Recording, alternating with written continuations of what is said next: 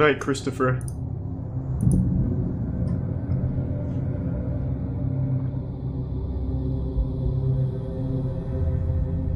A weekly internet show, The Atheist Experience has ran for over a decade, and generally sees the host debate with various callers over different religious matters.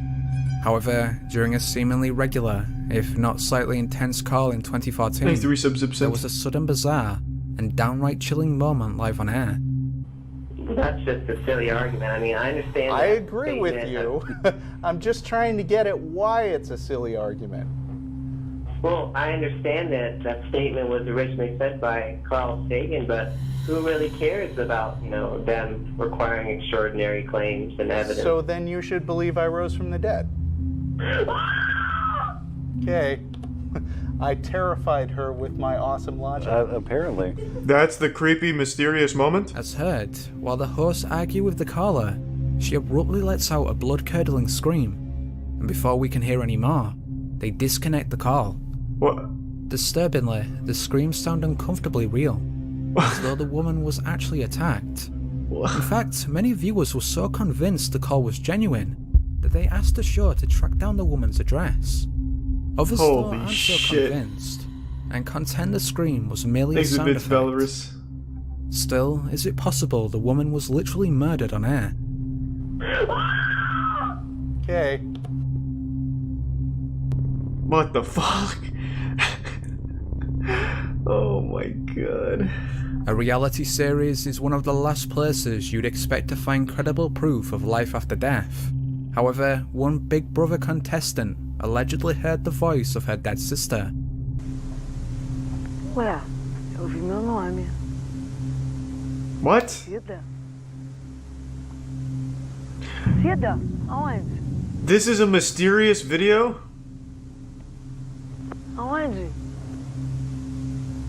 I think he was just happy to be watching some Brazilian Big Brother here. Still, the mystery seems over when a fellow contestant claims responsibility. I'm just gonna skip through this. I think it's just this guy being horny.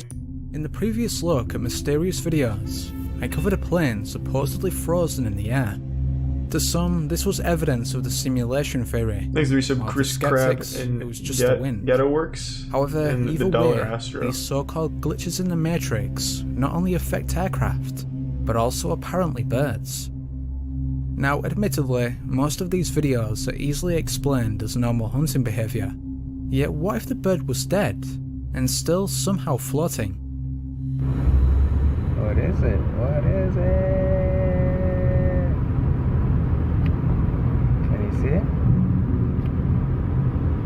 it? This is an old patch. Yeah. Just a bit of lag. Desync. What the hell is that? According to one onlooker, Nino Tobrak-Kojan, Here's the he Prime watched Demon. it for at least 2 minutes, but saw no movement whatsoever. 2 minutes? Unsurprisingly, He drove the right video by it. has itself led to stranger theories. The common consensus is that it's proof of the aforementioned artificial reality, but alternative bizarre ideas claim it's a government drone, or even a broken alien device. Leave your own theories in the comments. What the hell is that? Yes, a broken alien device is pretty reasonable given all the evidence. Thanks to the resub Arisen and Detergent. If you've spent any time in conspiracy circles, you've likely heard of the chemtrail theory.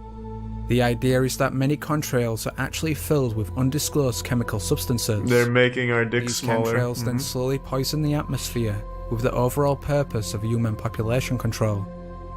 However, It's clearly an not additional working. And downright bizarre theory posits that said chemicals are released via cloaked government planes. Now, obviously this sounds ridiculous, but believers have offered up some weird videos. Incredibly, on July 17th, 2019, Skywatcher Eye of the Beholder filmed this unexplained anomaly in Bucharest, Sweet, thanks, Romania. Harris.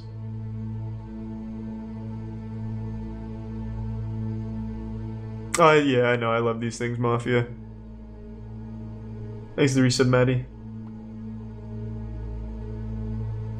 And yeah, True Cult.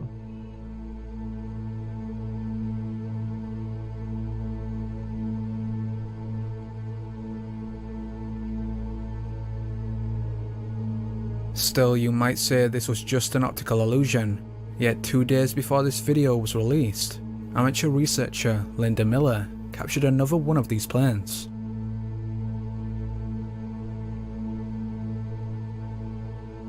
Thanks to the resub Varus.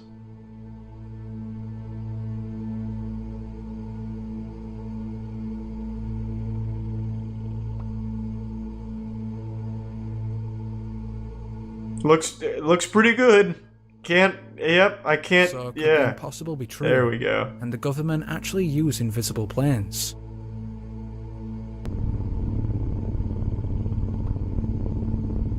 Thanks to the resub Clorox and the Prime Stick. Hidden in the remote Monitor Valley of Nevada lies the boiling hot spring Diane's Punch Bowl. Such extraordinary heat has led to the alternative name Devil's Cauldron. But I've could heard of there be that. an additional and darker reason for this? Oh. One person who may have stumbled upon the answer is the channel Texrax. For years, they've tested the durability of multiple pieces of technology via different extreme situations. As such, the boiling cauldron was a perfect place to test the survival capabilities of the iPhone 11. Okay guys, so check it out. Thanks to resub Otis. We're gonna slowly but surely dip it straight in the water. Still, the Alright, I'll check it experiment out. seems like a flop with Texrax's first test.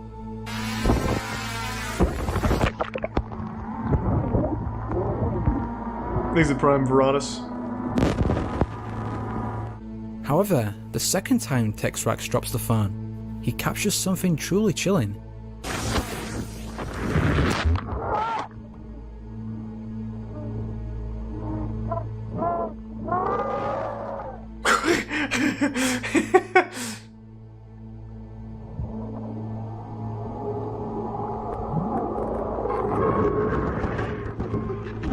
Wow, what the fuck? It's demons! Texrax himself is at a loss to explain the screams, but this hasn't stopped his viewers from claiming the cauldron is actually a portal to hell. Now obviously this theory is speculative at best, but there's no doubt the sounds are unusual. So what's really the answer? Be sure to let me know. It goes to hell. What do you mean? We got the answer. What the fuck are you talking about? You heard the screams. Demons are always screaming In the world hell. of UFO research, some self-proclaimed hunters often analyse It's not flying the drone, it for was proof. fucking demons, Unfortunately, for the most part, they're left with blurry pictures of normal space phenomena. Thanks to However, resub every Geo now and then, the cameras pick up something that shouldn't be there. Nuka and the Prime. The most recent Islo example and of Bread. this was on February 19th, 2020, when ufologists spotted this bizarre object. I'm sorry to hear that, Bear.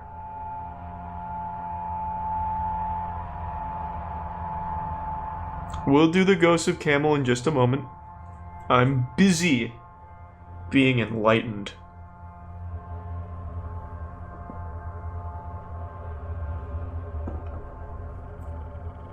Thanks to resub Crimpy. Incredibly, based on its size compared to that of the nearby planets, the UFO appears to be massive on an unprecedented scale.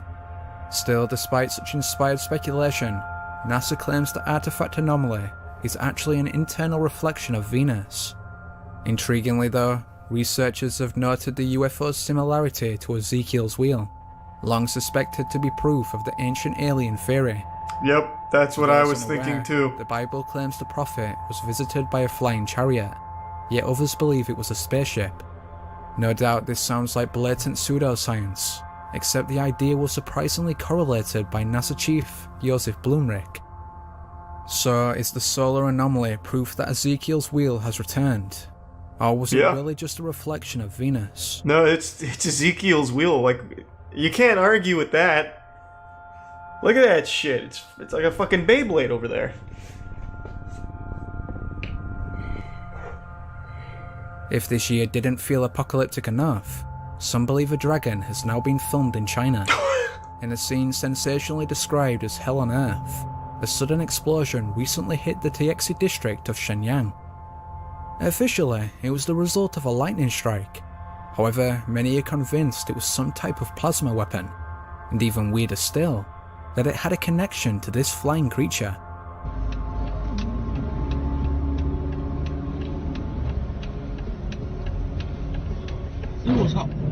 哎呦我操！哎呦我操！哎呦我操！ Wow.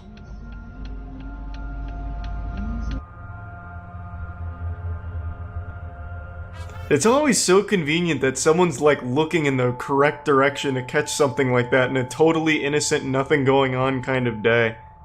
I always just find that really lucky, just how lucky we are to get those kind of angles, because he's clearly holding his phone. Mysteriously, He just decided to start recording while driving over by those buildings doing nothing. Like a dragon silhouette behind the apartments. Covered by multiple cameras, skeptics have claimed it's merely a piece of plastic debris, yet it seems to flap its wings.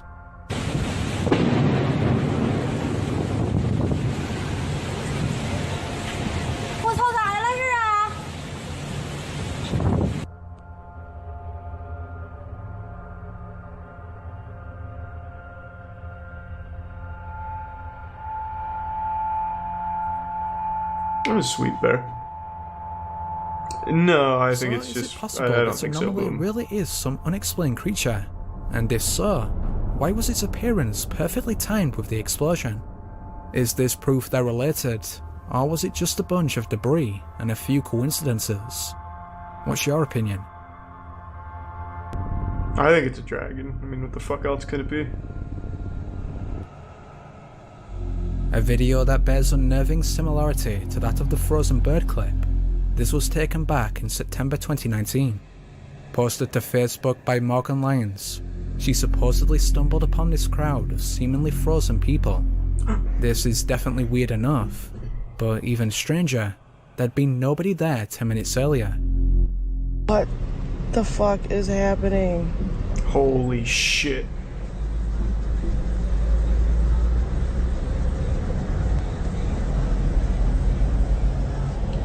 The NPCs, their code is fucked up.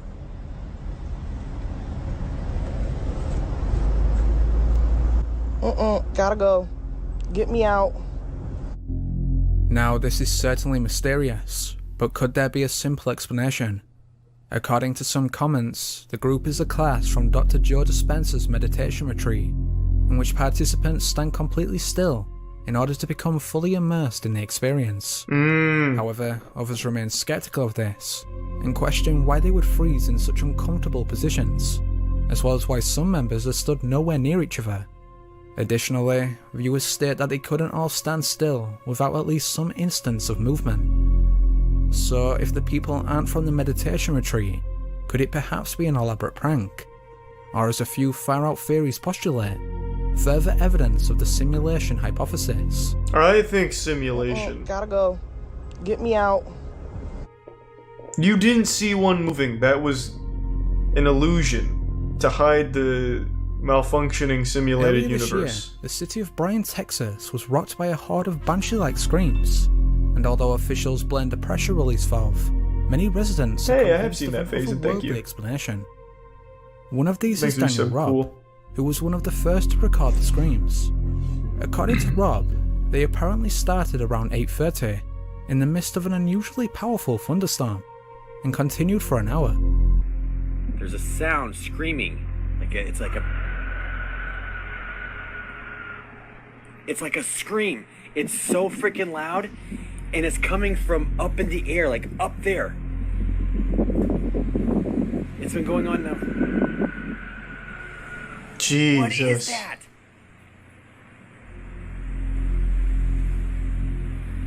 I swear I saw like this thing when the lightning was flashing a second ago. What the fuck? This one was a real thing? Instead, What did it the turn out to screams be? come in fairly regular intervals, with an odd mixture of vibration sounds and shrieks. Most inexplicably, they seem to be extremely loud, and yet somehow far in the distance. That is so loud and so like eerie. It's like a banshee, blood curdling. So what did it turn out to be then, if it's real? There it is again. It's Zapdos? That's kind of what I was thinking. What is that? Fortunately, however, resident Rusty Appolido was able to get a much more close-up recording. Unfortunately, his video only makes the screams that much more creepy. Uh-oh.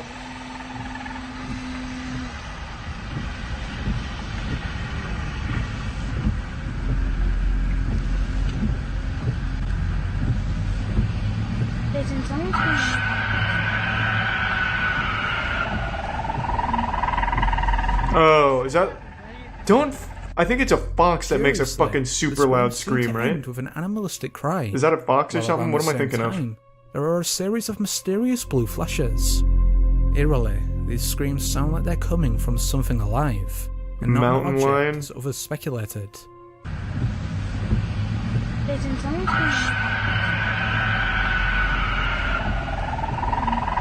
Needs to resub Maddie. So what was responsible? True boom, it could be. For now we don't know, but the answer probably lies in Rob's other two videos. Interestingly, the earlier clip shows the Air Force responding to an unidentified object, in the exact same location where he later captured the screams.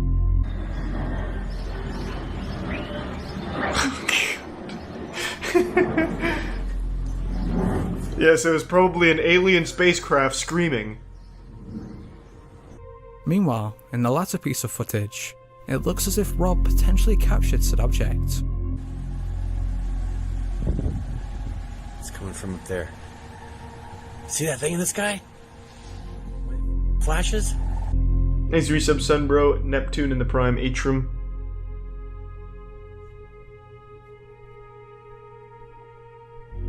What was this UFO? A weather modification device as has been suggested? Or is there a more darker outlook? That's not a cloud. It's a witch. So what does a mountain lion scream sound like?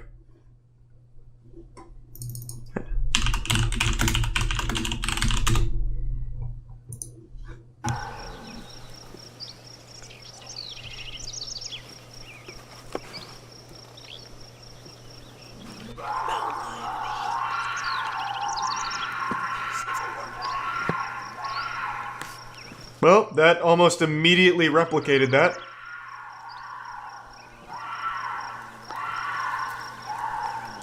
That took the quickest YouTube search of all time.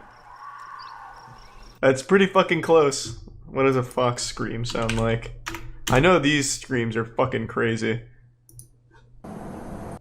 Nice. This one?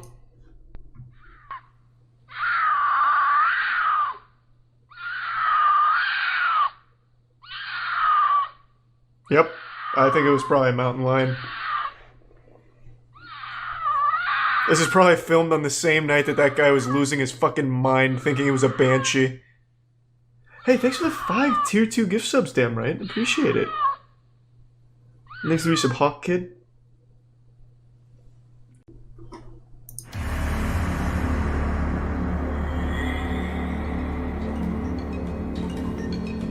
Every week sees the release of multiple mysterious videos. However, some of these defy explanation. So, from a Mexican witch to a violent ghost, join us.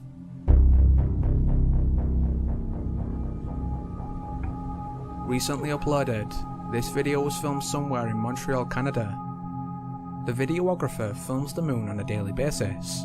However, in his latest look, he apparently captured these UFOs. Those aren't UFOs, they're beans, idiot. Clearly one of the astronauts just dropped them from orbit with the Incredibly, ISS. based on the size of their shadows, they would have to be massive.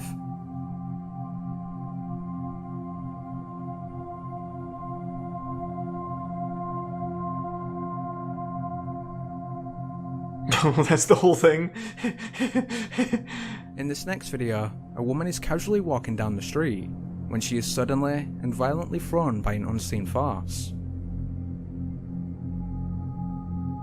Holy shit!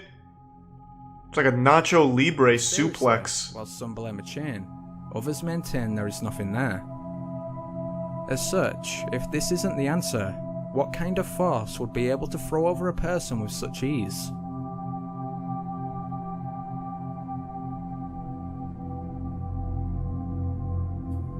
In recent years, the phenomena of frozen planes has become a hot topic among paranormal enthusiasts. Usually credited to the simulation theory, most of the videos can be explained. However, this one continues to puzzle viewers. Shot by Atlanta resident Sebastian Badajas, it shows a private plane frozen in midair. Thanks to tier 1. Thanks to tier 1 Imleko. And the resub Sosuko.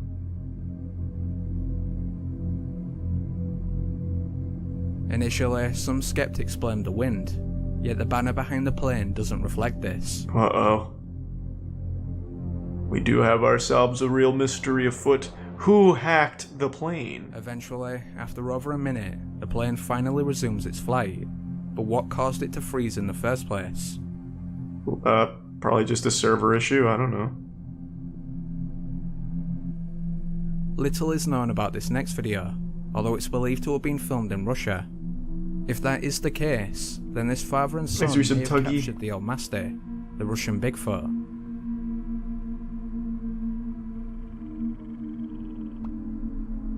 Next to tier 1 prince. Oh god! I knew it! I've been saying it for years, Sasquatch is real. Finally, the proof.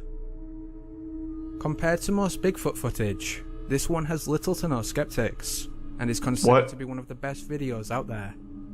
In particular, people draw attention to its massive shoulders and elongated arms. Little to no skeptics, which huh? seem to make a hoax unlikely. Yeah, you can't dispute that, I guess. Looks pretty, no argument from me. Also, I'll just read this out. The number 8 one with the girl being knocked over is an edited video. It was originally a tire that flew off a truck and hit her in the face, and they edited the tire out. I've actually seen that on Twitter. Since there's a lot of videos where tires fly out and hit somebody, on Twitter there was an account that would edit the tires out and just have the impact. And I recognized one of them because I saw it on Reddit. They had edited out the tire on someone that was walking down the sidewalk and gets hit in the back and just like fucking flies forward. They edited the tire, and the entire like skeptic community on Twitter was like, see, fucking proof that something is afoot in our simulated universe.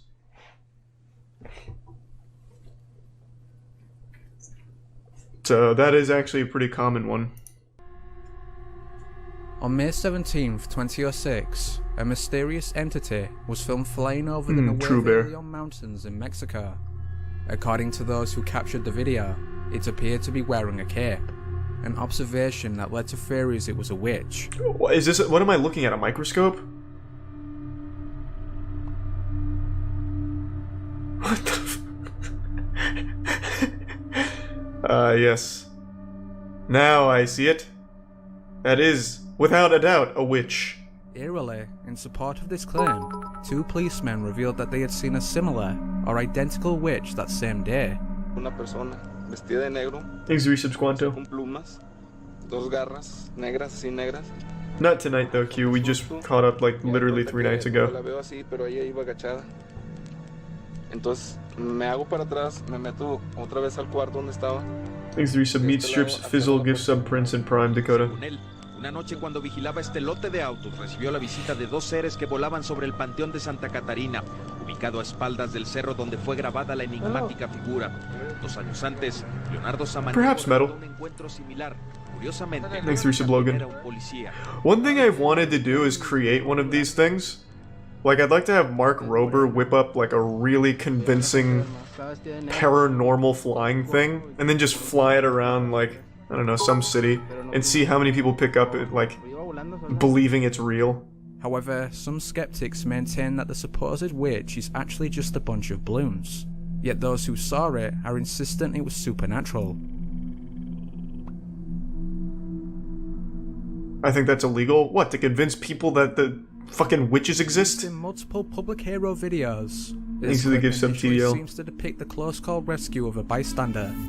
However, when researchers look closer, what seemed like an ordinary fall now appeared to be the result of paranormal interference. What? Eerily, when zoomed in, you can see a faint apparition, one that seems to actively push the bystander. Okay. Yes. Ah, of course it's an apparition. What else would it be?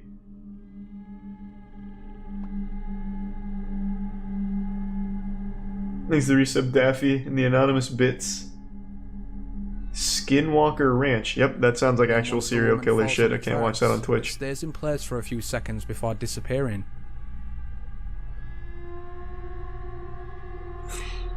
Isn't this hold on. This clip right here. Isn't this the one where it was a drunk man that got arrested because he pushed her onto the tracks?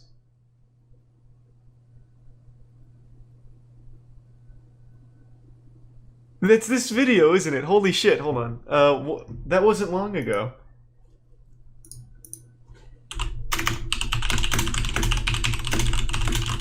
Let me see it.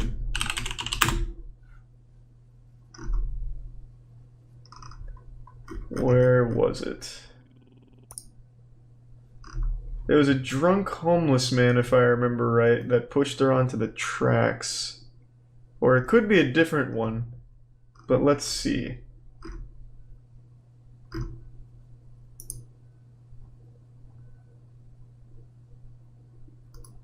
No, it's a different one. Or at least, I don't... Well, Jesus, there's a couple instances, but it is... The one I was thinking of is not this one. Thanks to the resub Spike in the Tier 1 Waffles. Skinwalker Ranch was the first known sighting of a Wendigo. Okay, I see we're using those terms very loosely.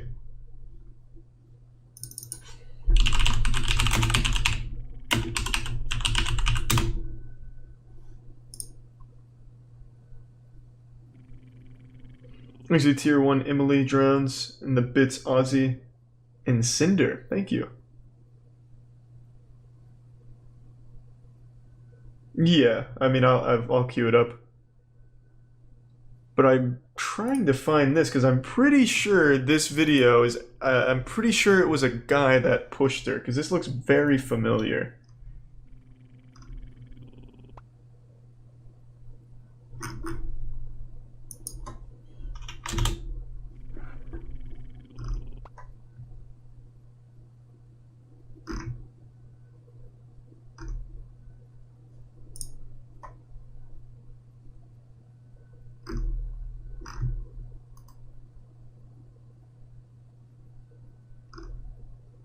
Okay, I guess not.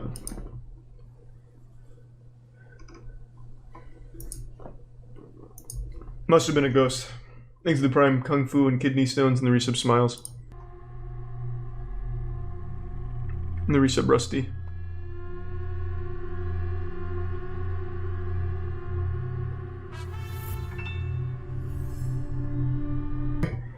It's not like a ghost thing or anything, that's just kind of interesting. I've never heard that theory. What was that? Al Duce? Is that even a real thing? El Duce. Eldon Hoke.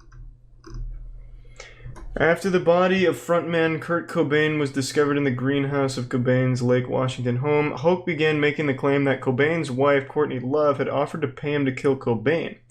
Hoke promoted his story in such media outlets as Jerry Springer, Inquirer, and Nick Broomfield's documentary Kurt and Courtney. In 1996, Hoke passed a lie detector test when claiming that Love had offered him $50,000 to kill Cobain. In 1997, Duche, I don't know how to say it, it's whatever, again claimed that Love offered him $50,000 to whack Cobain. Claimed that he knew who did kill Cobain, giving the name Alan, and some people think it was Alan Rinch, but he said he would let the FBI catch him. According to a self-published book by Mentor's bass player Steve Broy, the whole story was concocted by Mentor's associate Rev Bud Green in order to sell to supermarket tabloids. Nice. Interestingly, though, April 19th, 1997, one day after his final performance and talking to Brent Alden, 8 days after filming his interview with Nick Broomfield in the Kurt and Courtney documentary, he was found dead on the railroad tracks, decapitation in an accident, and was hit on by a full freight train going 60. That is pretty fucking weird. Thanks to the Prime Ram and the resub Drobes. Day's been alright, Bear. Hope you've done well.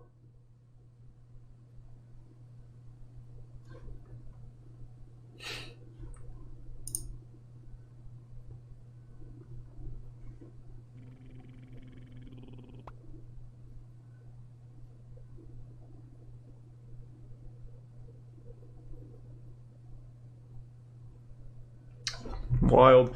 According to the documentary made about, or autobiography made about El Ducey, there were people on the track, on the other side of the tracks, that called out to him, and he went over to meet them and got stuck. Thanks to the Prime, Lumbo. So who is Alan Wrench? How deep does this go?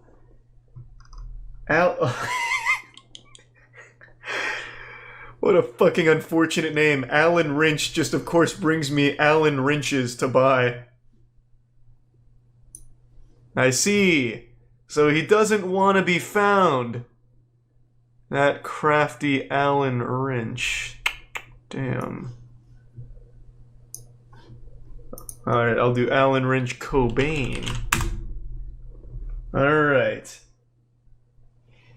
Murdering Kurt Cobain, finishing it all off. I actually have a photo of Alan Wrench with Kurt Cobain wearing the shirt that he died in. Alan Wrench says he killed Kurt Cobain. Who is Alan Wrench?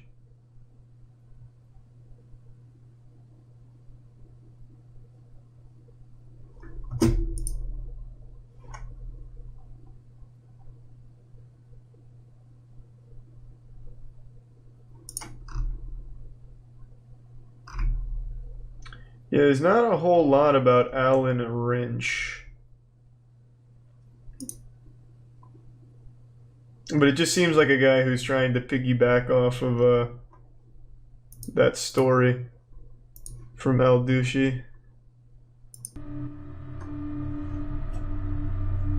Whilst most have heard of the mainstream 9/11 conspiracies, one controversial theory proposes that United 93 was actually empty when it crashed. Supposedly, the passengers oh, this one's just really fucking disrespectful. Subsequently murdered. To prove this, video. Years before its release, in December 2009, these two videos were uploaded to YouTube. Shot in Moscow, they appear to show the same pyramid-shaped UFO. After the release of this footage, oh wow, the of the pyramid went quiet. Then in 2018, this UFO was caught above the Pentagon. Holy shit. Mysteriously, around the same time, this leaked video found its way online. Allegedly taken at a UN closed meeting in New York. There's a tier 1 pool and the tier 1 boom. The Pentagon pyramid was extraterrestrial in nature. Interestingly, she is now identified as Alaya Prokofyeva, the real founder of the private space company, Galactica. What?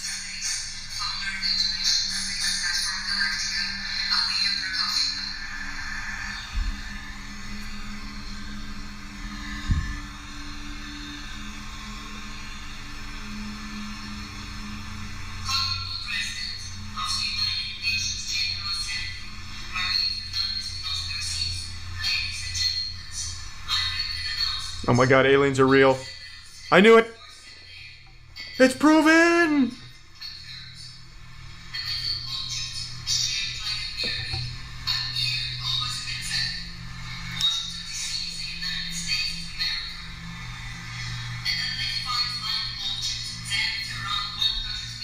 Would a triangle really be the best shape for their ships, though?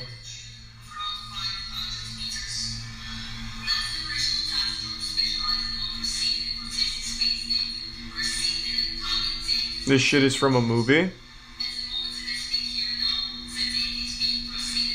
Thanks to resub Leo.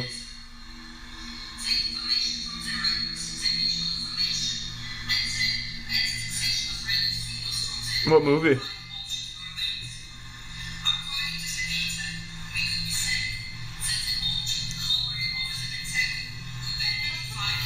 Thanks to Prime Crown.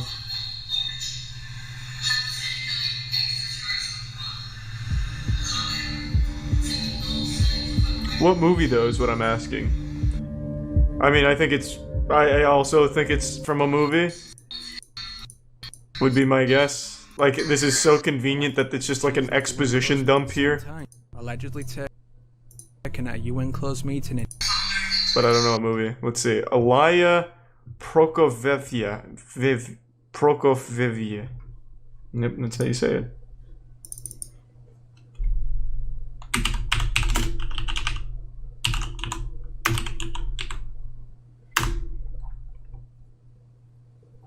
Alaya Prokofiev, founder, CEO of Human Cosmos. The only thing I find is her, like, LinkedIn pages. Everything I find about her is her posting about herself.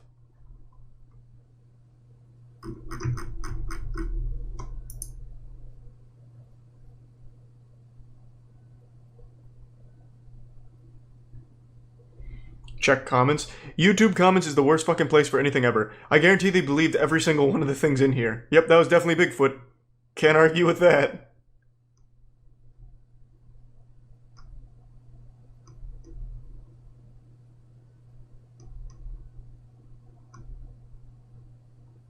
Well, never mind, actually. Most of them are just calling it out.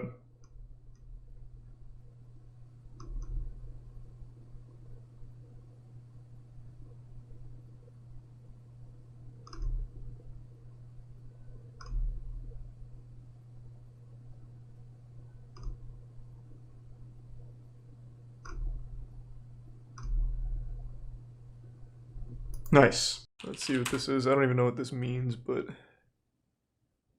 Oh, the channel is Luch. Thanks to resub Ryochu. Number 4.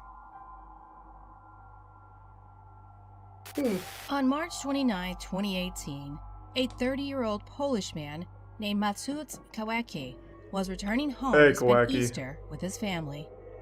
Mateusz had been living and working in Hanover, Germany as a construction worker for about 5 years and lives with his father, who also works in Hanover. Mateusz is from a small village called Hutkau in southeastern Poland.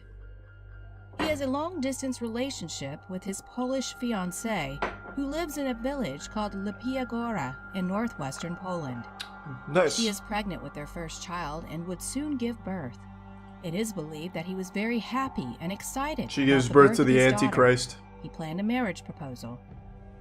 As his fiancée is about to give birth, Mateusz sets out driving his 1998 BMW 525 from Hanover, Germany to Lipia Góra, Poland, after work at around 11:30 p.m.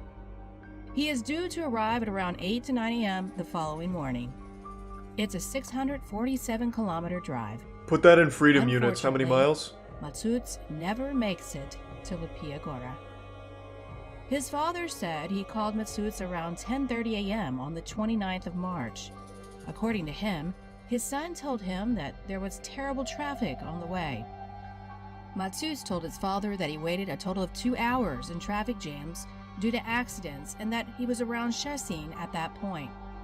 Szczecin is a city on the Polish-German border on the way to Lipia Góra. Maybe he's still in traffic. 14 kilometers to go from there. It is reported that the German-Polish border is checkpoint-free, although there are cameras that can apparently read license plates. Around that time, he wrote a text message to his fiancée that he would be with her in about 2 hours. But he never made it to his fiancée's, and this is, in fact, the last communication with Mateusz. Mateusz's fiancée becomes increasingly worried when he didn't answer her calls. She eventually called Mateusz's sister, who also lives in Hanover, at around 5 p.m. But no one can get through. His cell phone rings, but he doesn't pick up. He joined a cult. Later that evening, Mateusz's mother the goes Road to the Warrior police, cult. but the police discourage her from filing a report, as it's too early and Mateusz will likely turn up. Nevertheless, Mateusz's family reported him as missing in both Germany and Poland. Polish police allegedly handled the case alone, as the German police refused to investigate. The family then asked the Polish police to locate Mateusz's cell phone, which was apparently on for a couple of days after his disappearance. But the police are unable to do so, as Mateusz was using a German SIM card. German police, again, can't locate his cell phone either. Oh, give me 1 second. Is that true, Jessica? His cell phone. The Walmart motherfucker Karen? Was that Del Taco? No, I'm not finding that. I already did Del Taco, Karen. Nothing came up. Not with her, at least. Just this lady. Which is not her. The accuser of the brethren. God, yeah, she's a fucking icon. As Masseuse disappeared in I want Poland. to see more of her. Later, Polish police claimed that Masseuse's cell phone never connected to a Polish network. It is unclear where Masseuse received the call from his father.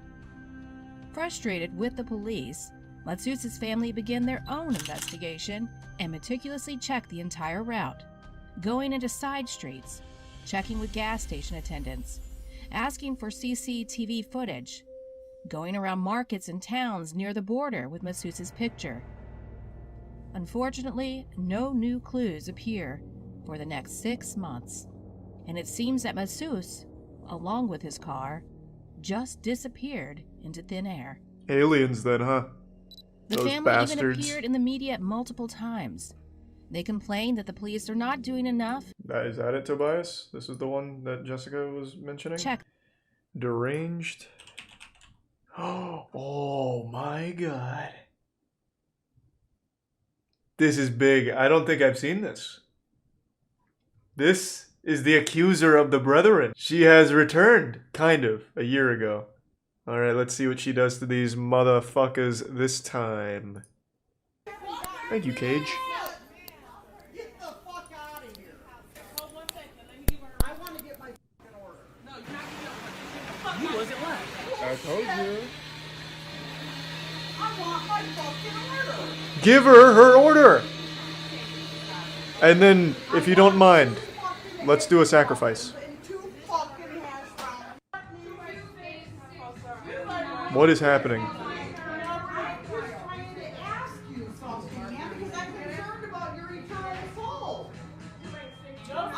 Thanks to resub Timbo. Oh. Jesus, Tim, thank you again, man. Thank you for the 25 gift subs. Holy shit. Tim, my god, thank you. Thanks for some Freezy. You've been so fucking generous. This one's not very good because she's not in the camera. I can't really hear her.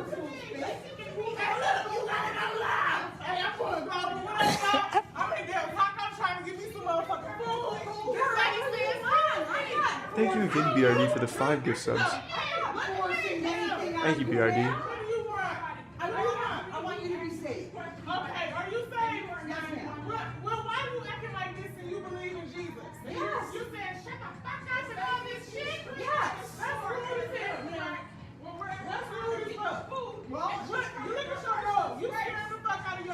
Is she wearing the same thing she wore in Walmart? Does she only have one set of clothes? She's like a cartoon character. Oh! Surprise!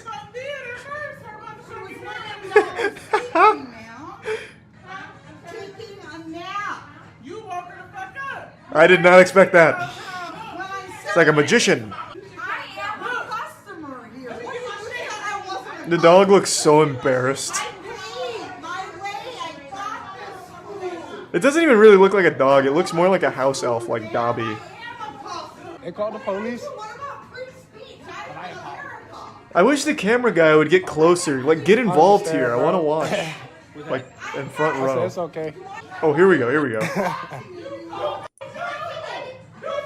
God damn it. Explode. Yes. The demon's coming out?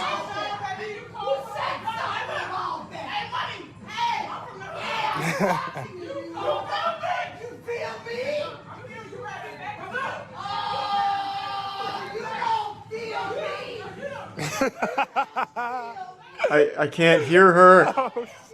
Get closer. Sit here. Oh shit, bro.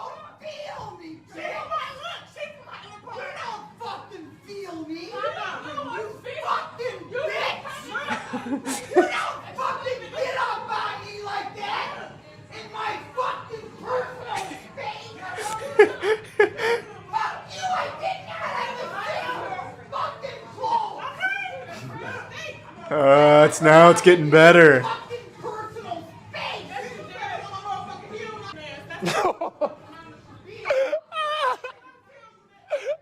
Now let her say her piece loudly. How does this go on for 20 minutes? God damn it. There is so much potential. This one I've seen. This is a classic. This was the first encounter. Voice crack. First encounter. Police officer. This was the first phase. The boss battle. Give me your driver's license. You pulled right out in front of me. Yeah, and when someone pulls in front of you because there's an emergency, you slow your rear end down and you stop. Okay, these have are you not ever cars. had someone have an emergency? These are not and cars. pull in front of you? These are not Yeah. cars. They don't stop on a dime. God It damn doesn't it. matter. You have to be far enough behind. You know what? I'm going to tell you the whole You should have picked up my trash, big boy. I picked Exit up tier your No, 1 you crack. didn't. You want to go see Here's what you some left? Jimbo, cheese, and give You were some supposed Timbo. to pick up everything. Nope, 4 bags. Yeah. Is what your service Oh, is for. you are in so much And deep last crap. week I Well, you picked wait up till more your than boss this, too. tells you what you He's got to on pick his up. way here, too, You man. think you get to decide what you pick up and what Nope, you don't? it's what you ordered. You little twerp. It's what you ordered. You little twerp. I know what I ordered. Okay. And you're going to pay. Okay. I wish there was another encounter, man. She's been at Walmart twice and then that one, but I don't think there's another one. The McDonald's one had so much potential if the guy just got closer. This one's the best. My fucking personal space. You came over to me, motherfucker. I didn't come over to you. Fuck you. Ma'am. Shut the fuck up. I wish she'd have her own, like, stream. Like an IRL stream.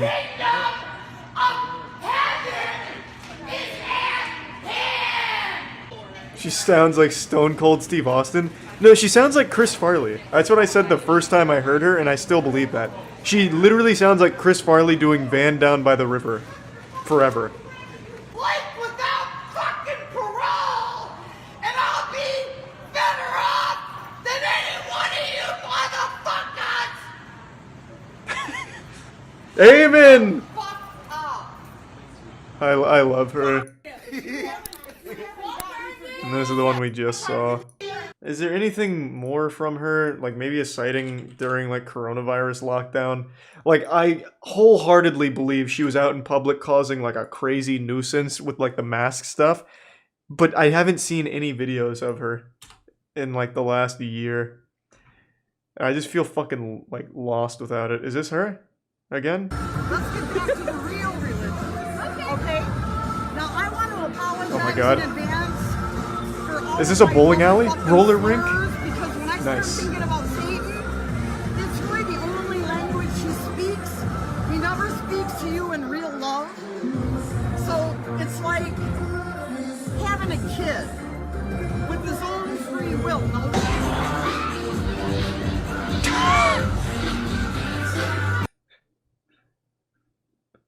Well, I didn't expect that.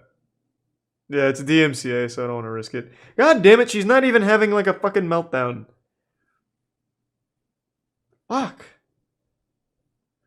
I wish she'd start screaming at the kids instead of dancing.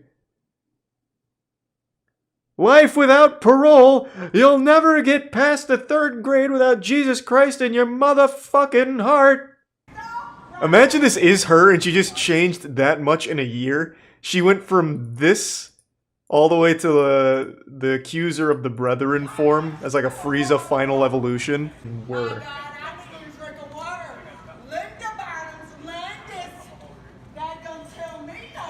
Well, this is just sad. That's not enjoyable like with the other girl. Finish the video. We've already seen them though. I've literally made like 2 videos on this lady. Like I've extensively watched her. I just have never seen the McDonald's one. This was not one of her more popular ones because, I mean, it was pretty poorly filmed. Finish the first video. The first video is over. Like the McDonald's one is over. He just put the other one in here as well. Which was the first encounter where she does like the chicken dance. And then she rolls around. But I've already seen it. I even made something on the other tab. Oh. I actually forgot we were even watching something before that. Oh yeah, I totally fucking forgot about this. And not taking Matsusa's disappearance seriously. On September 12th, Matsusa's mother was asked by one of their neighbors about their barn. Thanks, the resub, Bebo. The neighbor complained that the barn had been smelling for a while and other neighbors were also starting to complain. Oh no. They believed it's probably a dead animal. Looks like Resub Can't Yeti. quite locate it. And Biznu. The neighbor eventually asked the mother if he could check below the barn's roof. Half of the Let me give barn Sub was walled Michigan. off, creating a room and an attic on top of that room. She agreed, so he climbed up There's a and tier 1 Zathrin. saw a pile of clothes. Upon closer inspection, No, hold on. If they show a body, I obviously can't watch that. Let me check. Seems okay. I don't see anything. Should be alright. he found out it's actually a dead human body, a severed head and a torso. There were also 2 nooses hanging from the roof and a backpack on the floor. Jesus Christ. All the pieces of stuff seemed to be masseuse's, yet the body was too decomposed to be identified. It is unknown why masseuse ended up dead in this barn of his parents, which is located in southeast of Poland. What the When in fuck? March he was supposed to be visiting his pregnant fiancée in the northwest. It's a 635-kilometer trip between the two, basically from one side of the country to the other. The police then went to investigate and quickly established that the cause of death was suicide by hanging. They also hand over all of masseuse's belongings back to his family. 4 days after his body was found, masseuse's family discovered his shoe in the barn with his detached foot still inside. This points to the police not having done a very good job at Yeah, that doesn't evidence, sound like and suicide also at all. why this matter didn't come up during the autopsy. The coroner would have asked and wondered why the foot is missing and where is it. Matseusa's sister accused the officers of negligence. Thanks, Resub Thick Boy. Apparently, they refused to search the actual barn thoroughly because it would take too much time to sift through the hay, which lay on the ground where Matseusa's body was found. Furthermore, some of Matseusa's teeth are knocked out and stuck to his clothes. While a head can get severed after a body is hung for some time on a noose, it is rather difficult for teeth to get knocked out post-mortem. There also seems to be bloody patches on his clothes, although these are difficult to tell the difference between, considering the clothes are dirty. Are these the clothes? Inside his backpack, there is a I actually Polish couldn't water even tell. bottle with cigarette butts inside and an orange juice box. Matseusa's family all claim that he never drank There's a orange tier 1 juice Trillborn and because the he Resub disliked Potato. It is reported that all of this potential evidence is I don't know what's going to come out of that bag, but I'm just not going to risk it on Twitch. not in Poland, not in Germany, not anywhere. The keys and vehicle registration were never found either, despite his wallet being in that backpack. Furthermore, his cell phone was among the things found, and there was one more call to his uncle on March the 30th. It is believed it was an accidental dial, as it only lasted for less than a second and never got through. His uncle never received the call. Also, the attic, where Matseusa's body apparently hung, is more or less in full view from the ground inside the barn. According to the family, they used the barn throughout the summer, so it's very unlikely they wouldn't have noticed a hanging body. What? Apparently, when the case got so famous, police started to conduct a more thorough investigation. German police obtained security camera footage and searched Matseusa's apartment in Hanover, where they secured his tablet. All of the evidence was then analyzed by police experts in Warsaw, the capital city of Poland. Based on all of the evidence they gathered, police were able to establish that Matseusa had lied to his family on the day of his disappearance. He was not in Szczecin when he'd called his family, and also wasn't driving at the time. He was still in Germany instead, according to receipts found in his belongings. Thanks, the Resub Michigan He fan. actually took a train to the German border town of Frankfurt What the am der Oder, fuck? and then mostly walked over a bridge to the Polish sound of Slavice, almost 24 hours after telling his family he was already in Szczecin, Poland. Police also discovered that he checked in at a hotel in Soblice with another person. The identity of this person is unknown. Matseusa then took a train to Warsaw the next day, and then took a bus to Zamość, which is the local big town close to his home village of Hutkow, around 21 kilometers. Apparently, he arrived in Zamość at around midnight, but it's still unknown when or how he got to Hutkow, where his family lived. DNA analysis was conducted, and it was confirmed that the dead body was indeed Matseusa's. but police could not determine the exact date and time of his death. Number 3. Alright. That was actually kind of fucking wild, not gonna lie. That had so many twists and turns. What the fuck? On a Wednesday, July 5th, 2018, 23-year-old Angela Hernandez left her Portland home to drive to Lancaster in Southern California to attend her sister's wedding. Try and find her, According to Aiden, her and family, film. on Thursday at In case something 10:18 p.m., goes wild. Angela texted one of her Thanks for your sub, sisters Amanda. to say that she was getting tired and decided to stop in the city of Half Moon Bay. She said she would be sleeping in her vehicle at a parking lot behind a Safeway store located at 70 North Cabrillo Highway 1. On Friday at 7:54 a.m., after getting enough sleep, Angela texted her sister that she was leaving the parking lot and headed back on the road to Lancaster. This was her last message. Surveillance cameras at the store confirmed nothing was amiss.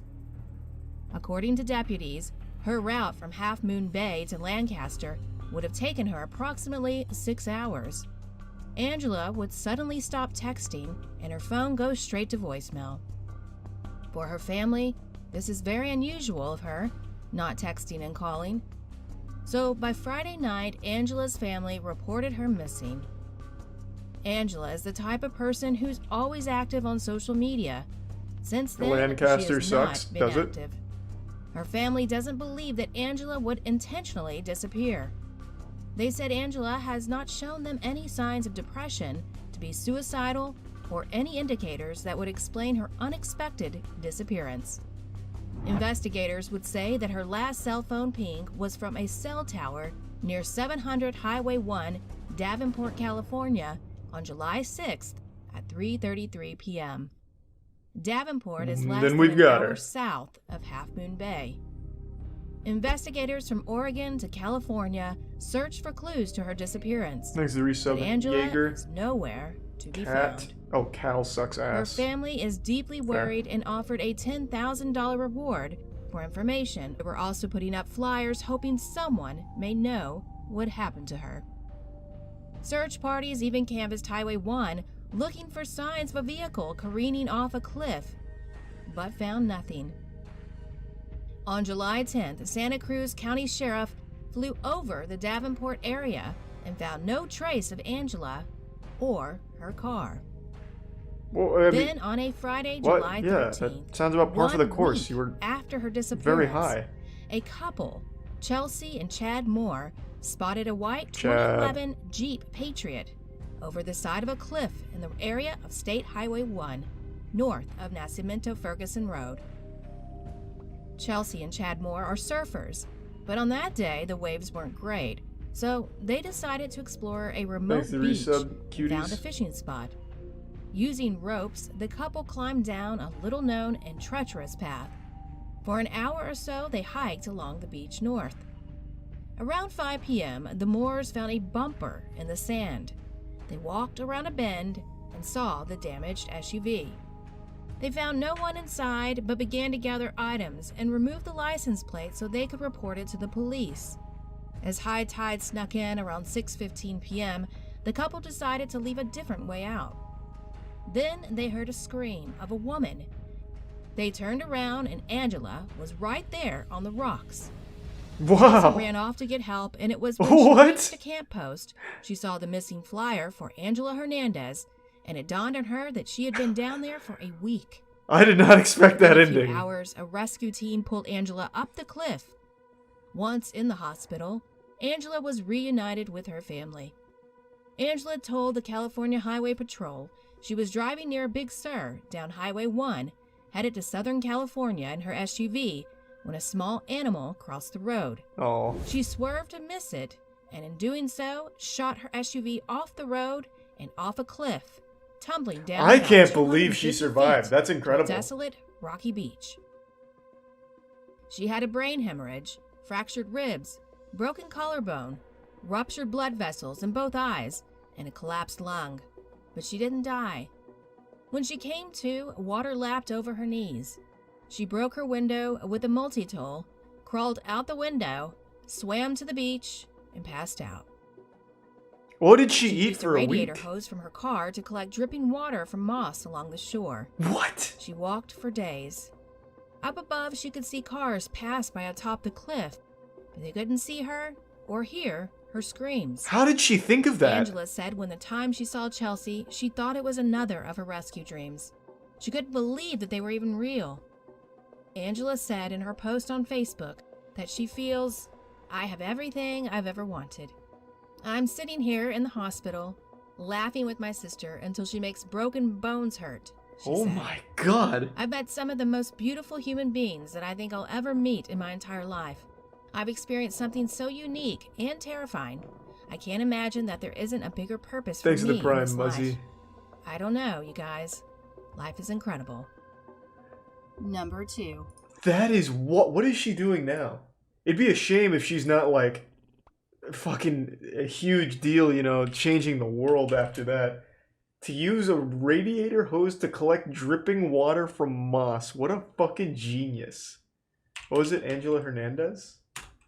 Because you can absolutely survive a week without food. It's just probably couldn't do it without water. That must be like a really, really like huge difference in height than what we actually see on video. Because she, according to this, she was screaming while the rescuers were looking for her just above. And they couldn't hear her down below. You have to be real fucking high up there for that. 54-year-old Maria Evelyn Seos mysteriously went missing when she decided to go along with her then high school and the sound of friends waves, to true. Singapore. According to her daughter, Joanna Marie Seos, her mother was in their house together with her and her live-in partner Ronald James Ruby when Maria's batchmates from high school came by with an SUV to get her to go to Singapore. She said her mother was upset about a family matter at that time, so she decided to go to get some time away from stress. The Prime Steezy. Joanna's brother, who was only named by the media as Michael, was shocked when he arrived home from school and his mother wasn't home anymore. He thinks it's weird that his mother would go without telling him. This was on our local news. But It's he fucked decided up. not to report his mother missing. Is it like because terms of probably service? Maria just needed time and will soon return home. Later on, Maria would time to time message Michael and Joanna on Facebook. In one message to her son, Maria greeted Michael belated happy birthday and that she's very sorry she went away without telling him. She said she's okay in Singapore and that he should not worry. Also, she asked if he already had a job. She also asked Michael to understand her because she's getting old and just wanted to experience being alone and have a life without stress. She also asked if Joanna had already given birth. On one occasion, she even sent a gift to Joanna for her birthday.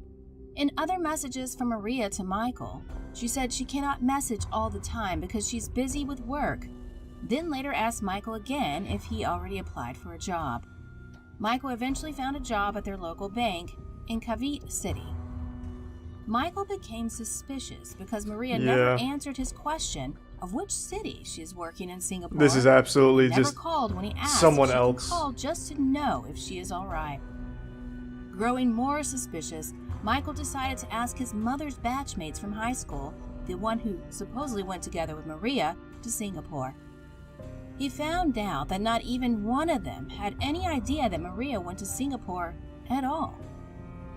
In June 2018, Michael decided to report Maria missing, but probably there was not much effort by the Philippine police to investigate the matter. In 2019, Michael was left living alone in their house since Joanna and her live-in partner broke up. Both went away from the house.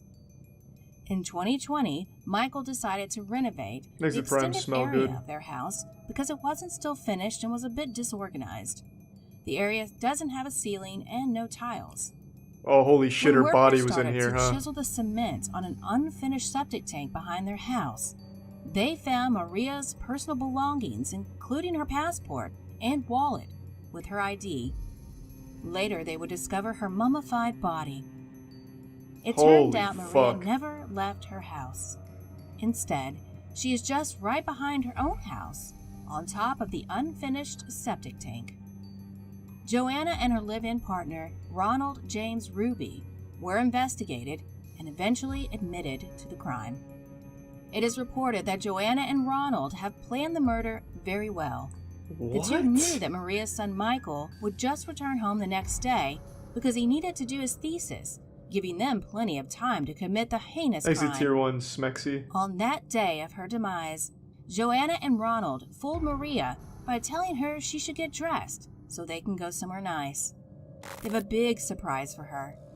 But as soon as Maria went downstairs to get ready to go, Ronald, who was hiding under the stairs, attacked her from behind with a hammer. Why, When though? he saw that she's still breathing, he asked Joanna to get a knife and then stabbed her to death. The investigation revealed Ronald had extreme hatred towards Maria. It's believed that Maria was always mad about her daughter getting pregnant at a very young age, only 16 years old, asking Ronald all the time when he would go to get a job and that they were still in her house. According to Joanna's statement, on the day of the murder, she asked Ronald not to carry out the plan because it would be bad for her to have no father and now with no mother. Joanna's father died in 2011, but the murder went on anyway. According to police, they let Maria's lifeless body lay on the floor for 2 hours before dragging her to the top of an unfinished septic tank at the back of their house. Ronald then put cement over her body. Over time, due to decomposition, Maria's body would smell. Every time this would happen, Ronald would just add more cement to seal in the smell. What the fuck? One time, Michael said, he caught Ronald putting cement over the septic tank and asked him why. Ronald answered that his mother asked him to do so before she allegedly went to Singapore so that it would not smell bad. Michael actually believed this. Joanna and Ronald then fooled everybody again. They used Maria's Facebook and pretended on social media as if nothing had happened badly in the family. Joanna even kept posting on her Facebook some positive and motivational words. Nobody would have suspected that she and Ronald just committed a heinous crime in their house. The development of this case stays true to the saying that no secret can remain hidden forever. Thanks to resub, Al. Number 1. What the fuck? In March of 2012, Anton Pilipa disappeared from his home in Scarborough in Toronto, They found out Canada, because Michael renovated. amid a prolonged struggle with schizophrenia. Thanks to Prime Caleb. Anton lived in BC during the late 90s and 2000s. While in Vancouver, Anton had been a key member of the Anti-Poverty Committee and had a long history of activism in the city, dating back to Real quick, what is the Anti-Poverty Committee? Are they against... They hate people that are poor, or they hate the idea that people can be poor? 1999. Thanks to Prime Iron Man. That year, he was among several people arrested for occupying the offices of then NDP Premier Glenn Clark. Thanks In to the Tier years 1 leading up to his Bit disappearance, Blast. Anton's family had tried to get him help as he was struggling with mental health. Before they were able to do so, he disappeared. There was no trace that he'd left voluntarily. His possessions and important documents were all still at his home. No one knew where he could be, and missing posters were put up in his place. The family was desperate for information and had no idea what to think. Despite trying to believe otherwise, they found it increasingly difficult to dispel the fears that Anton might be dead. His brother Stefan alerted the police and checked wherever he could for his brother. He looked in homeless shelters, jails, and even in morgues to see if there had been any sign of him, but all his efforts turned up no answers. Then, in late December 2016, almost 5 years since Anton's disappearance, Stefan received a phone call notifying him Anton had been found by police without shoes or identification along a busy highway in northern Brazil. What the Anton, fuck? who does not speak Portuguese, did not make sense to the police and was visibly distraught. A Canadian-born police officer named Helenis Vidigal was able to learn Anton was a Canadian, and using that bit of information, headed online to try and track down his family. He said a couple of things that made sense to someone who has lived in Canada, for instance. At one point, he asked me if I am a Francophone. Also asked me to get the RCMP because he would like to be repatriated.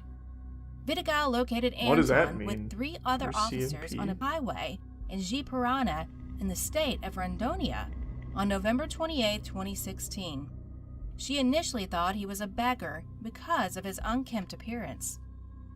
Although Anton refused to speak about his family, she said she sensed there was a family out there looking for him, and she set out to find them. Vidigal posted a photo of Anton to her Facebook page and enlisted the assistance of her Canadian friends to try identifying him. She said she also sent a few emails to missing person groups in Canada. There's a lot here that RCMP, doesn't make sense. And the Canadian Embassy in Brazil. At the end of December, the police officer stumbled across a missing person poster with Anton Polipa's image from around the time of his disappearance online. She contacted the Twitter handle listed on the poster and received a response within minutes from Anton's family friend. The friend put Vidigal in touch with Anton's brother Stefan, 5 and they made years. arrangements for his return home. Anton briefly escaped from police supervision in Porto Velho at the beginning of December. Eventually, police were notified that he had been seen close to the BR-319 highway that runs through the Amazon rainforest. Vidigal said she was concerned for his safety during this time. Because up there big predators like jaguars, alligators, snakes, among other deadly animals are real, we are talking about the Amazon jungle, she wrote. Luckily, Anton was discovered in the city of Manaus Over the January corpse of a 3rd, bear he just beat 2017, to death. where he was taken to a psychiatric hospital, according to Vidigal. His brother Stefan met him at the hospital and took him back to Canada. Stefan told CBC News his brother looked really rough. His health was starting to deteriorate, he said. We got him just in time. He raised more than $15,000 through GoFundMe to pay for the flight to bring his brother home on February 6, 2017. Anton was then staying with his brother in Toronto while he recovers from the ordeal. Stefan also told CBC it's still unclear how Anton has spent the last 5 years of his life, though it's believed he made it to Brazil mostly by walking and hitchhiking. Oh. Anton was somehow able to travel through the United States and Central America Holy shit. without a passport, intending to reach the National Library of Buenos Aires in Argentina. However, when he made it there, he was turned away due to his lack of identification. This led to him continuing his journey and heading to Brazil, where he was eventually found. Amazingly, he survived by picking fruits and berries and scavenging food and clothes in rubbish piles, along with the help of strangers. Whilst in the Amazon jungle, he managed to avoid poisonous snakes and spiders, but did lose all 10 of his toenails. Well, small price to pay to visit such a great library. That was pretty wild. Those stories actually did not disappoint. I'd never heard of any of those, and they were pretty interesting. I already saw the Redditor that vanished. That's just... videos like that, though, I'm not a huge fan of. No. It's just, it ends with, like, nothing. Like, just reading a couple Reddit posts from a guy and then speculating why he stopped posting. Like, that's not interesting. It's not like a mystery. Just a random guy who was trolling on a Reddit account and then he stops. It's like, oh. Is there anything toss in here? Are we good? One guy said this video is tossing me. 1 sec, I'm just gonna do like a quick rudimentary scrub. An obscure online video game. What is it? Oh. Some might consider it an anomaly. A game so far out of ordinary conventions that they're left ripe for urban legends, conspiracies, and rumors. That game looks cool. What makes an obscure video game? How does it differ from your Silent Hill or your Call of Duty? Yo! What? Who recognizes this game? About once every 5 or so years, I have like some kind of flashback to playing this in elementary school. This was a Christian Doom game. I don't remember what it was called now. No, it's Christian Doom, and I can't remember the name, but they had this on like the computer lab when I was in like elementary, middle school. I used to play it a lot. Literally all of these are wrong. People are just saying like random shit. It's not Kingsfield. Kingsfield was not a fucking FPS game, right? Kingsfield was the platformer, wasn't it? Oh, nope. Holy shit, it's From Software? Oh, maybe the game that was on screen isn't the one I was thinking of then, because the one I'm thinking of, it was the precursor to Dark Souls. That's pretty cool. What the fuck is it then? What's the one I'm thinking of? Well, it definitely wasn't Katechumen. It had like giant purple floating heads, and you fought using a like a Bible in one hand and then something in the other. Oh, this is the one. It was one of the first Christian first-person shooter games. Oh, and that was the one that was on screen too. Yeah. I thought so. Because it's got the purple head. I'll never forget that. Thanks, guy. Since the dawn of gaming, the medium of the home video game has had its fair share of outliers. Throughout your day-to-day, you might not see it, but it seems that almost every few years, a game breaks the fourth wall and melts with the realm of obscurity. The thing is, some of these are wrapped up in real-world mystery and seem to break the overarching meta that accompanies gaming entirely.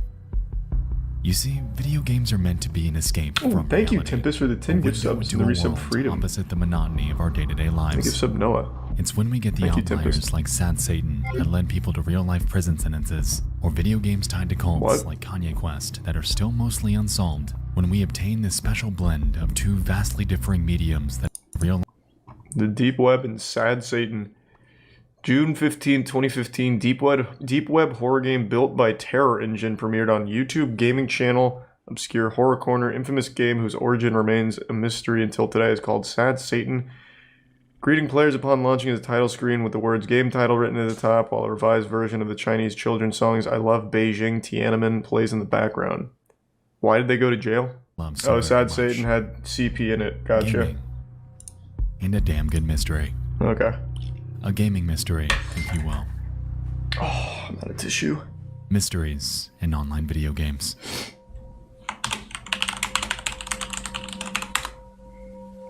And they appear to be chatting with someone called the Dinosaur, that tips window on the left side, which begins to state some pretty abrasive vernacular. I'm excited. What kind of reasons? On the 4th of September 2018, at around 7:50 in the morning, Martin who saved graced the export of 4chan, inquiring about Schnell Online. Their post about it reads the following. Hi X. I was recently on one of those conspiracy iceberg threads and I came across a user mentioning a game based on the dark web called Schnell Online. This game is supposedly used by on the darknet. The user provided a screenshot of the game, and this game has no other appearances online. The screenshot provides a ClearNet link. Proceeding to this link will take you to a basic web page with a download link for a game called Carcass. Okay. Carcass, huh? A bit forward for an obscure game, but my interest has piqued. Heading to the link in the reference screenshot brings us to the profile of an Nobody calls me a loser, I'll download this shit right now. Interesting, considering that the Schnell player's name was Ulven. If we take a look around, we can notice that the Carcass page is strangely devoid of any details or graphics. Like, for instance, in these tags. 2D, black, kill, murder. What the fuck? Oh my god. That actually looks quite a bit like If we head back to 4chan, we can observe that another user mentioned a Reddit thread that was posted in 2016. It references an obscurity chart that supposedly has some unfindable games. And in that list, we can see 6 of them, with just 2 that have seemingly never been found. Classic Game and Schnell Online. Interestingly, a Redditor named Tyler Dirt had commented on this thread linking to 2 gameplay videos that were from this list. That of a 14 Tier 1 Jake and twice-fold ampersands. Resubscribe. So it just seems like they made a shitty game. Wow, I take it back. Look at that. Can you speedrun this? Oh, wow. Alright, I'm not gonna lie to you. I have no idea what the hell's even going on here. That looks boring. Curiously, these videos were both uploaded by a YouTuber named Saint, and after checking his other videos out, they appear to have a knack for playing old, obscure point-and-click video games. And that's what most of their video library consists of. Gunner. Games that are bizarre, eerie, and surreal. Heading to Maybe their some YouTube fire. About section reveals their social links, and clicking on their Twitter profile reveals, lo and behold, the real identity of Saint. Olvin W. So what does this tell us? Well, not much besides the possibility that they most likely created these games. Considering their itch.io page, Very talented it's safe developer. to assume that they're an indie developer and have quite the catalog. Curiously too, if we take his full name and paste it into a Google search, we're able to find a 2016 upload of that same Schnell gameplay, unlisted on the Saint channel. Their description claims that it was slated to release early 2017. However, as that date came and went, Saint had been radio silent about it. It appeared that they moved on from it entirely, continuing their upload schedule as if the concept of Schnell had never What was the... Like what? existed. What was the idea of it? Now, Schnell's been on my radar for the better part of a year or two. Whoa, Barring the why? 4chan rumors about it, the game's highly intriguing by itself. It looks creepy as hell, and I really wanted to get to the bottom of this to find out if it actually exists. With that being said, I decided to track down and contact Saint to see if he had any input. I wasn't expecting a response, but it was worth a shot. My questions to him were as follows. 1. Was Schnell ever released? And if so, is it still up? And 2. It seems that Twicefold Ampersands is enveloped in vagueness. Is this somehow connected to Schnell? And surprisingly, about an hour later, And I'm sure the guy I would love received to the be following interviewed about response. it.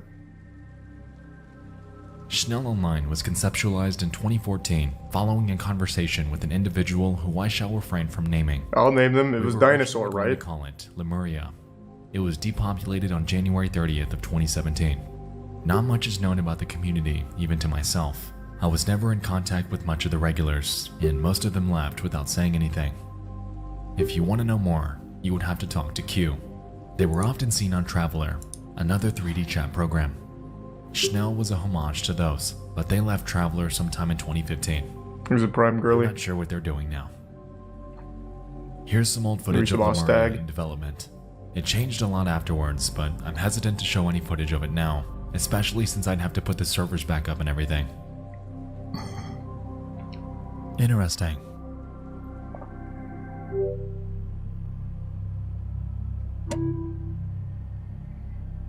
So what is the mystery? It's just a guy makes shit games?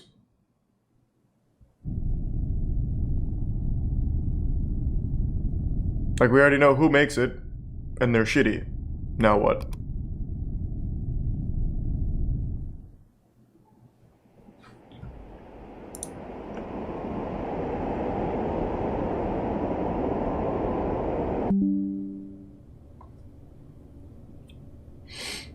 Well, it appears that my optimism's gotten the better of me, because if I'm being completely honest, it seems that this game is offline. Oh. And after scouring the internet Dang. about it, Oh, it's man. been down for a while. That's not to say that this Q person isn't real though, because curiously, I found mentions of them dating all the way back to 2014.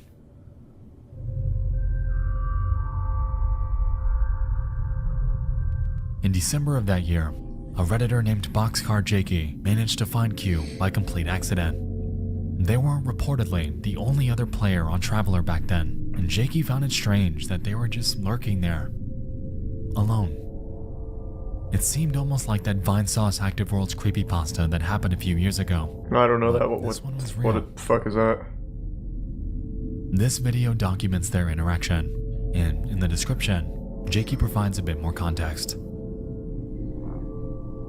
I was on Digital Space Traveler exploring when a person by the name of Q greeted me with his or her microphone saying automated static numbers. I managed to get some info out of this person, but it seems like this person would never tell me why or what they're doing on a game where no one goes on anymore. Following this is a transcript of their conversation, in which they discuss the Traveler game itself, along with other MMOs like Active Worlds and Worlds.com. So, there honestly wasn't much to it. Fucking lonely But guy, at I the end guess. of the day, this does drive home the point that this Q person that Saint's referencing is a real person and is still somewhere out there in this vast abyss we call the internet. To find him, though, that's a whole different story. Why do we want to? Conveniently, what? Every lead, every Tumblr page, YouTube video, But and channel why? that he was involved with is now dead. And scouring internet archives in hopes of finding any sort of trace as to where they went is nothing short of hopeless. Thanks, Risa breast Who milk. knows, though? Perhaps they might see this and come forth with more information. That, of course, would be a long shot in the best case scenario, but considering our other dead ends, that's a chance I'm willing to bank on. What do we want to talk to him about? In conclusion, Schnell Online has proven to enthrall a small part of the internet, and unless the elusive Q ever comes forth with more context, it appears that this eerie game will remain exactly where it's always been. An unfinished concept with obscure nostalgic visuals, all topped off with creepy rumors that'll forever cement its place as one of the more intriguing internet urban legends that I have ever encountered. But what am I missing? What? Why? What was so interesting about it? 4chan made a post saying terrorists use it, and then you talked to the guy who made it and said, yeah, some dude named Q plays it. It's just a shitty game from a guy who makes weird shitty games. 4chan made up a creepypasta about. It's the exact same thing with the Cult in a Dead MMO or whatever, where it's just a group of people that still just play an MMO, and they have a weird avatar. I guess the mystery is being able to find Q, but it's just a guy who doesn't have any social media. Let's see what the next one is. The game is a sequel, so it picks up on a story that we aren't exactly acquainted with. To summarize though, the series has to do with, well, hauntings that cause the game's characters' lives to change for the worse.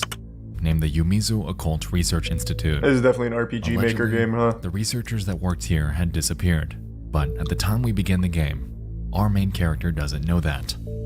However, instead of being greeted by the staff of this facility, she encounters a bleak emptiness that sends her life spiraling into a void of despair. Thanks, Resub Turtle. What happened to everyone? And where did they go? Prime Phoenix. Well, that's for us to find out.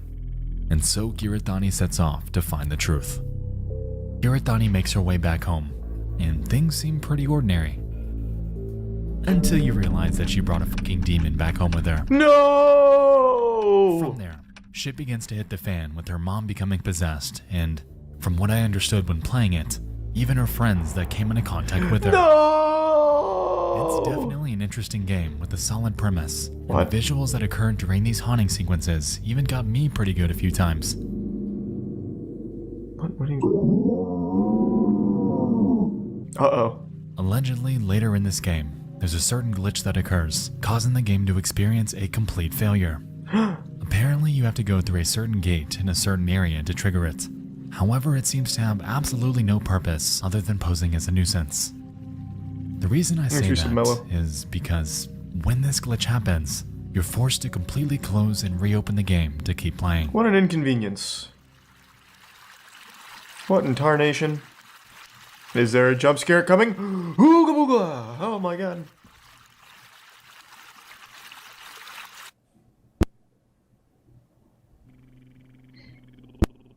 There's a prime cipher. Whoa! I will say that there are tons of Let's Plays out there about Yuta Onna Tatari 2, and most of them seem to run into this exact same error. I wanted to see this for myself though, and yeah. It goes without saying that this picture resembles a dead body, and considering how obscure this game is, it left many wondering if this image were real. The only thing that comes remotely close is the game's use of obscure real-world imagery to increase the creep factor, like this shot of the closet, and this creepy-ass demon lady in Kirithani's dream. This one though, this random corpse-looking image is the only one of its kind, and starkly stands out among the others due to its bizarre revelation. So what is the mystery? Why is that there?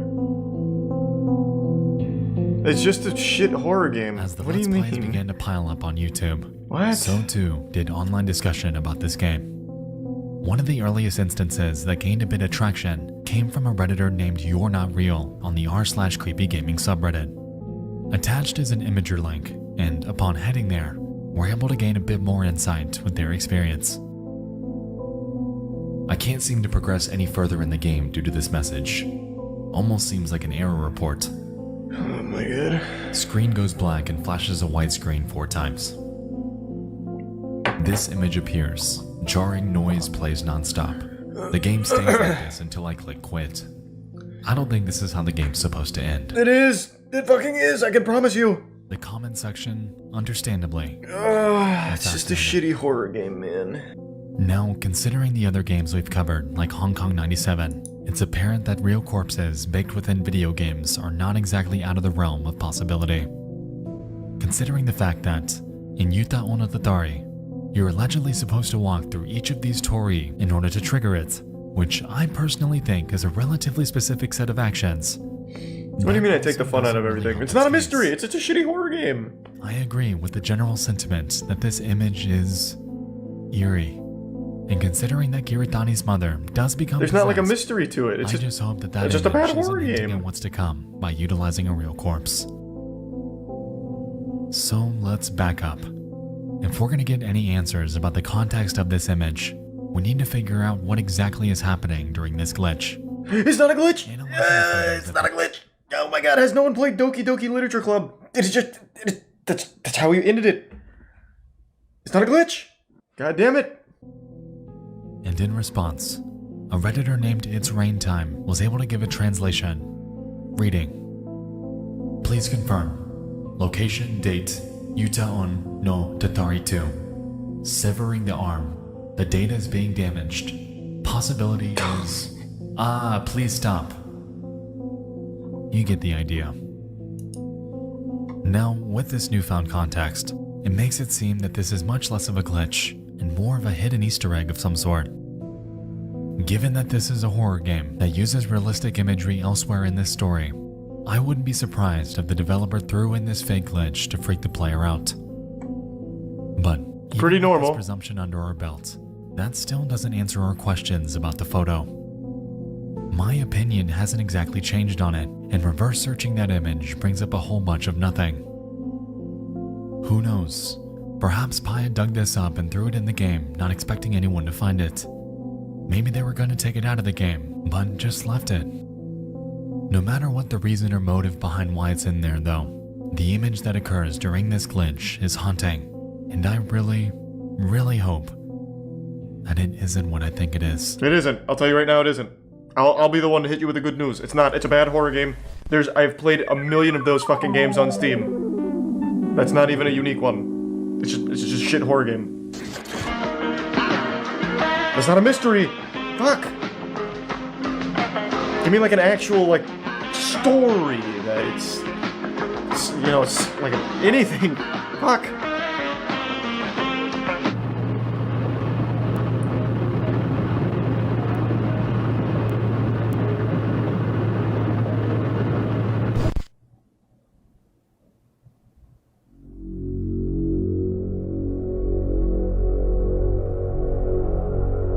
I'm optimistic about this one.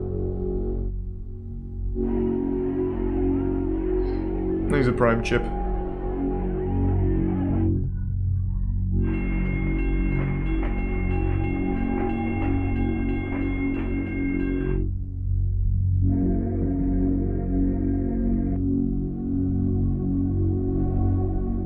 Welcome to the Museum of Anything Goes, a 1995 MS-DOS game created by Michael Markowski and Maxwell Robertson. The game is the epitome of the creepy, surreal 90s edutainment game, in the same vein of Super Solvers and Roly Poly's No Nanekorobi Yoki. A classic, who could forget? In the Drowned God video, and you all seem to take great interest in it, so I found it fitting to talk about. Not only because of that, but because it became somewhat of an urban legend itself just a few years ago. The premise of the game is simple, but at the same time incredibly complex.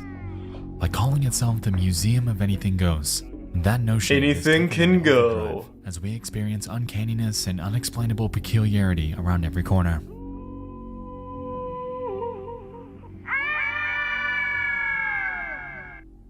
This game looks lit.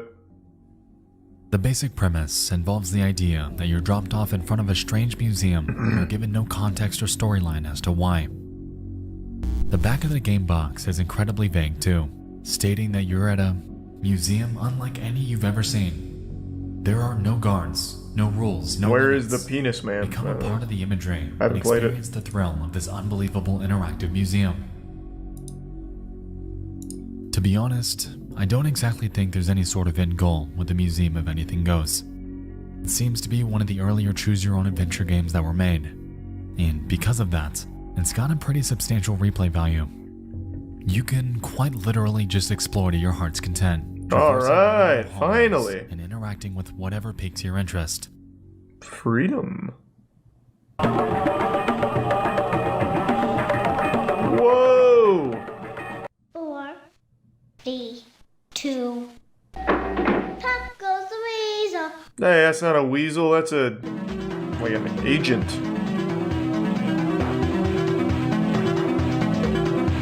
This game looks amazing. You know, there's something special about this game. And I feel like it's all unintentional. Everything is rigid, out of place, and painstakingly dead. Sure, there are people in these rooms, but I have strangely never felt more alone. I can't really explain it, and I think that's what makes this game so unintentionally haunting. It's a product of the 90s, and it damn sure shows. But while I could talk about this game all day, we're actually here for something specific. Alright, what? An eerie little mystery that was birthed from someone that you just might have heard of. T-Pain. Did he make the game? The Museum of Anything Goes. Oh, Vinny!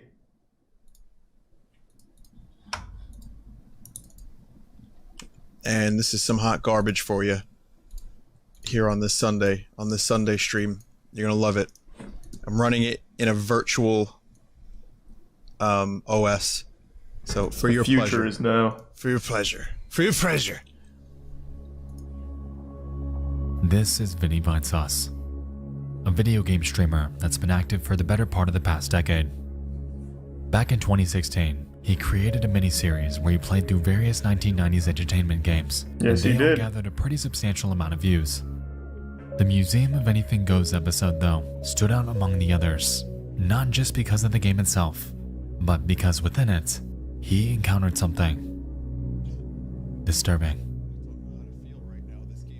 Deprived me of my emotions.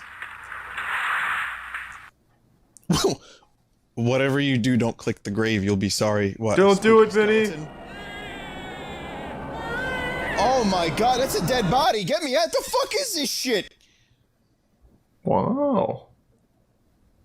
Anything goes in the museum, Vinny. On this stream, didn't you read the back of the box? Thousands of viewers, the game presented what he thought to be a dead body. That belief to him was so strong that his stream archive from that night is still censored to this very day. What it actually was a bunch of... what? What did they substitute? Because he's making it sound like the mystery is that it wasn't a dead body. So what was it? So what happened? A skinwalker? Within the Museum of Anything Goes, there's a section where you can interact with this specific painting that looks like it's meant to represent a portal to heaven. The game asks you to click a button if you want to see someone fall out of the sky. And if you do, you observe the following.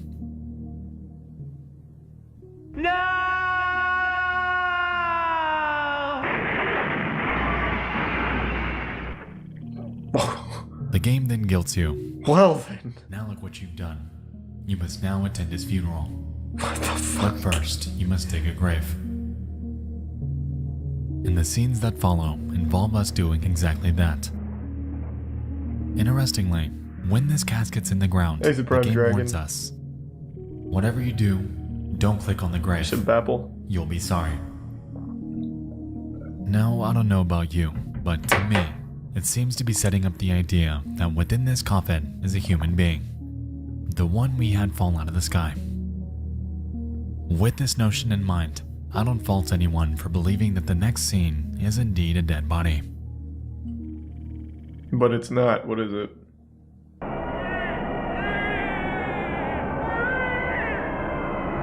What the fuck what is happening? Is this like a Tosserus or something? What is this, like a clip from a movie or something? So this is what came up on Vinny's stream. Oh, it's a pig. Oh, I see. Oh, I skimmed ahead. I see. The game seemed to do everything it possibly could to set up the premise that what you're seeing is a human corpse. However, if you take a step back and really look at it, you'll realize that it's nothing more but an early age jump scare. Do I think it's in bad taste? Yeah, a little bit. And this game toys with the idea of death in other areas too. That is pretty weird. Ah! Emo tap. The tier 1 Korean. This game is still incredibly eerie.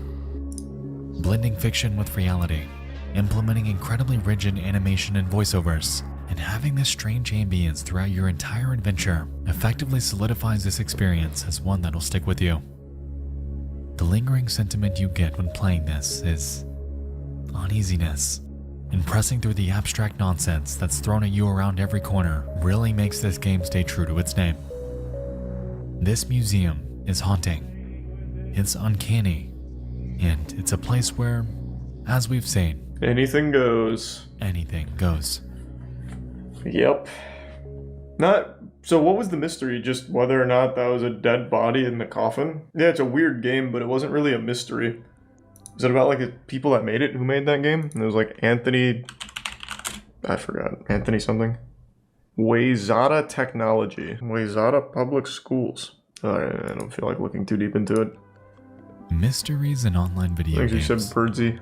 A newfound fascination of mine, and what seems like a fitting progression of the console conspiracy series. Tonight, we just dove into 3 gaming mysteries that have recently intrigued me. I hope you all enjoyed this. If you have any other obscure video third one was definitely the best one we discussed tonight, feel free to shoot me an email at nightmareexpo@gmail.com. I just think, so the third one was probably the best one.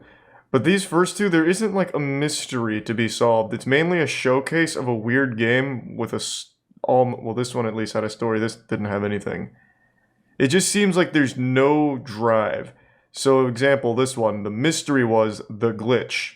When that was just part of the game. Like, that was the core scare. Or you get like a creepy image when you do this. It's like a really common technique for shitty horror games. This one was a giant block of fucking nothing. It's just a bad horror game that I think 3 people on Reddit were just trying to figure out. That's not exactly a mystery. This one, I guess if the 4chan stuff led to anything with Q and whatever, could have been an interesting story, but there wasn't anything there. This one was just interesting overall. The Museum of Anything Goes. This whole second one was trash though. Just a bad horror game.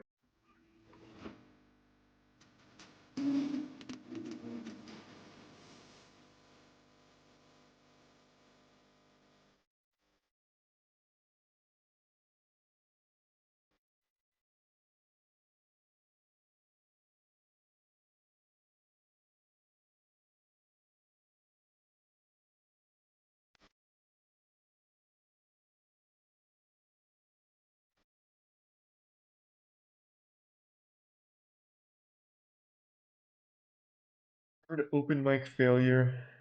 Let's see. Everybody having a good time tonight? Yeah.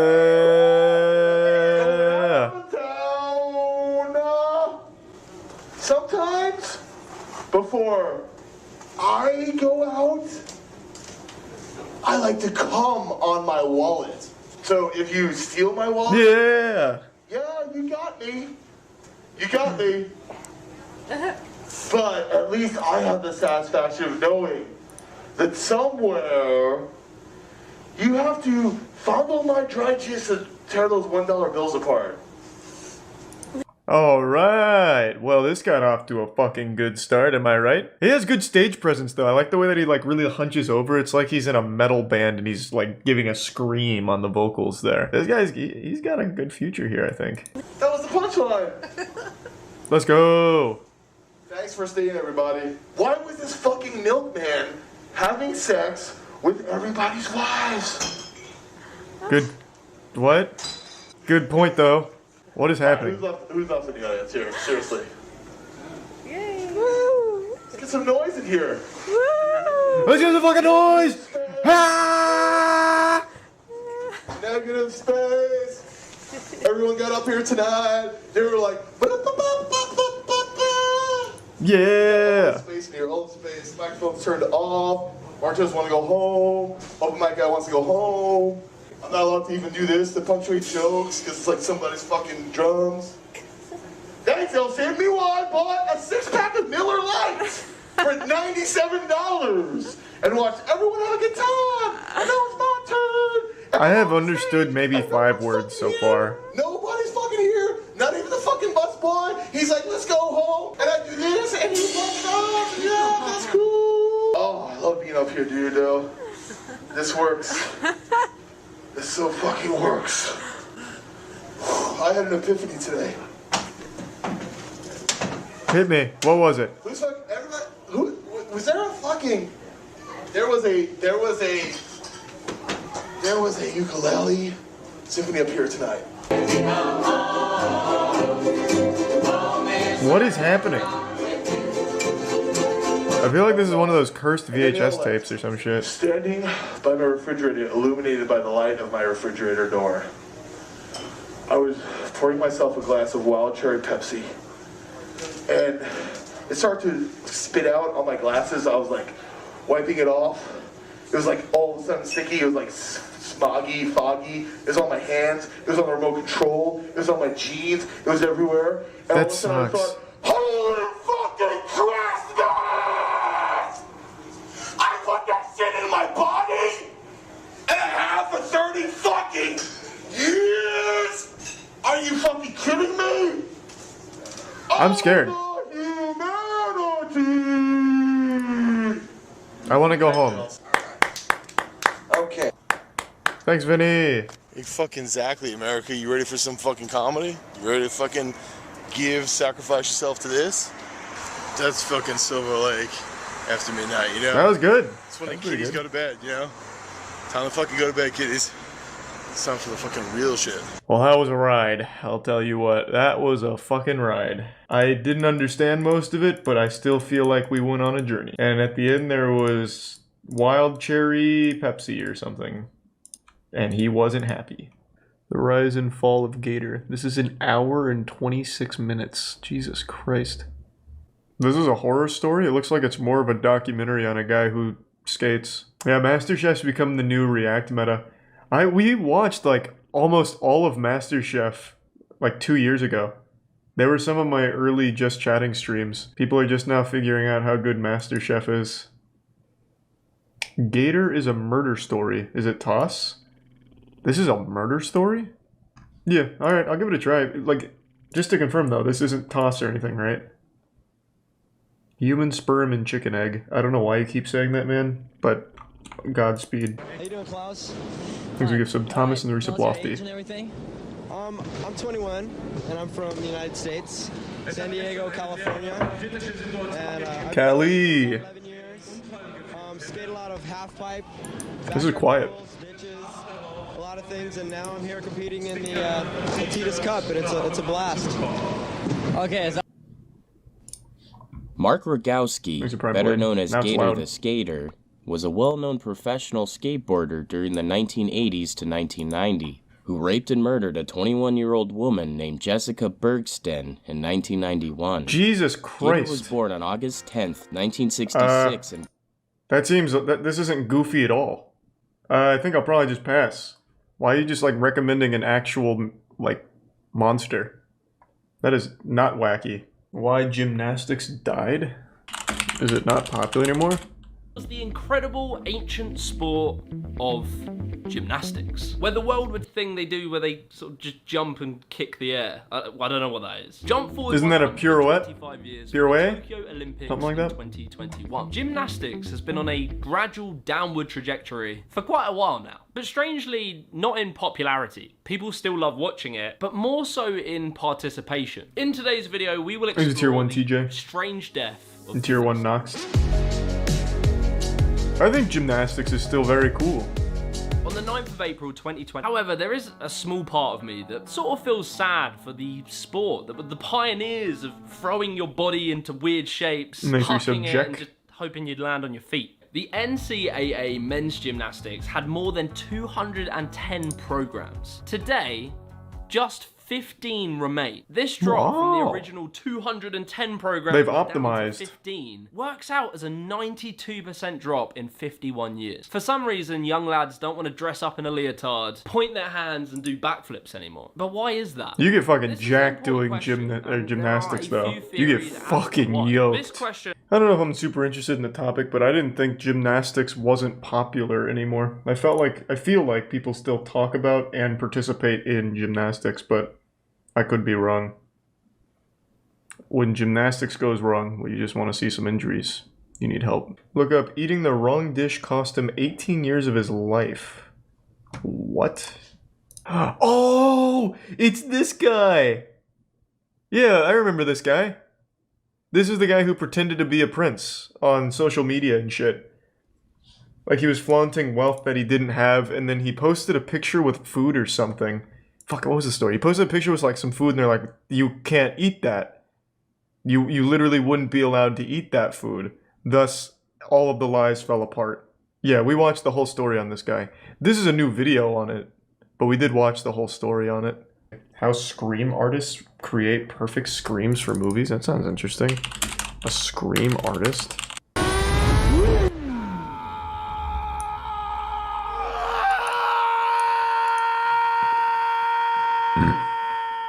He's truly a master. One moment from Venom.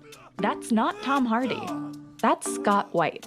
Scream artists are some of Hollywood's best kept secrets. Yeah, I didn't know this existed. Secret. Take Ashley Peldon.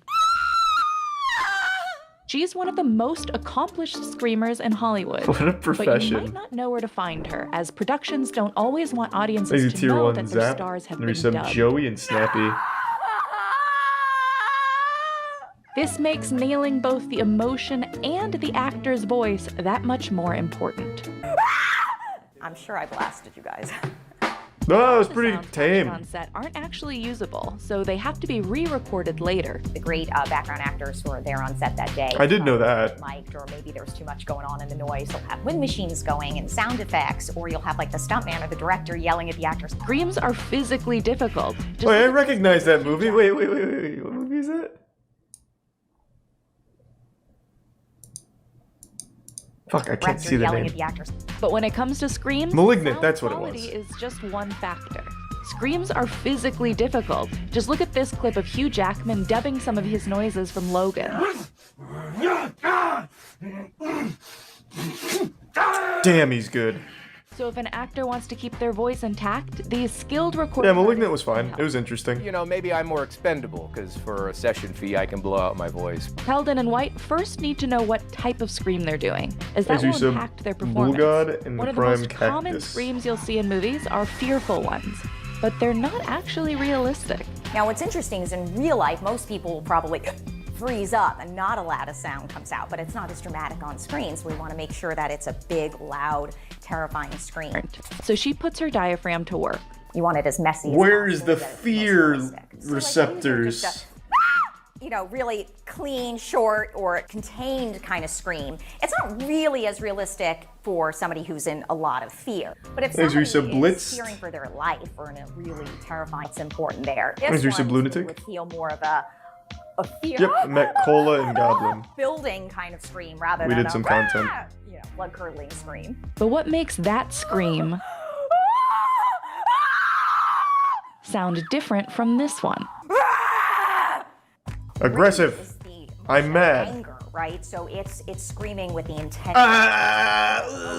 Screams that come from a place of anger call for a clenched mouth and tighter body position. And a more empowering rage scream calls for Peldon to fully open her mouth.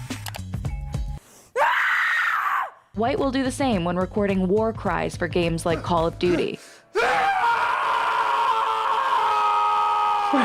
For other roles, Peldon will channel grief. So grief has a different feel. That's so cute. Listen as she tries one scream with the word no.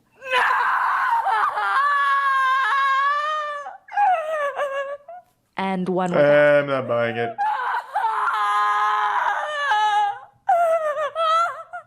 Convincing screams involve much more than This just is better. incorporating dialogue. No.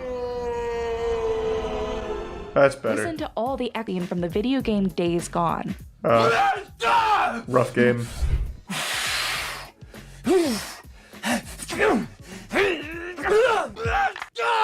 Fits in perfectly when White's character delivers a kick. Perfectly. This I don't know about that.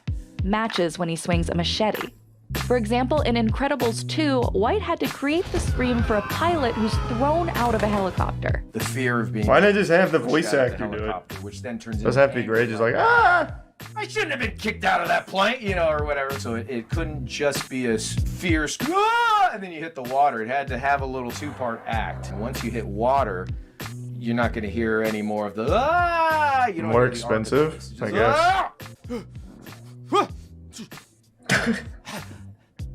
Cut 2. This is so adorable. Just get the Dragon Ball Z voice actors. Be better. 3-minute scene in and I'm already sweating bullets.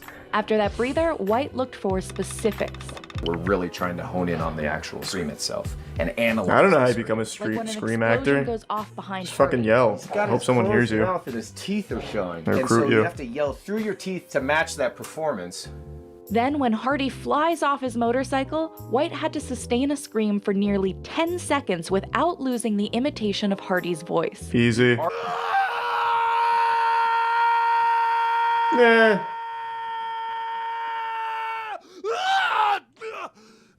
He took a breath. All Amateur. these screams, whether they're fear, rage, or fighting sounds, won't carry the same emotional punch until they've gone through a layering process.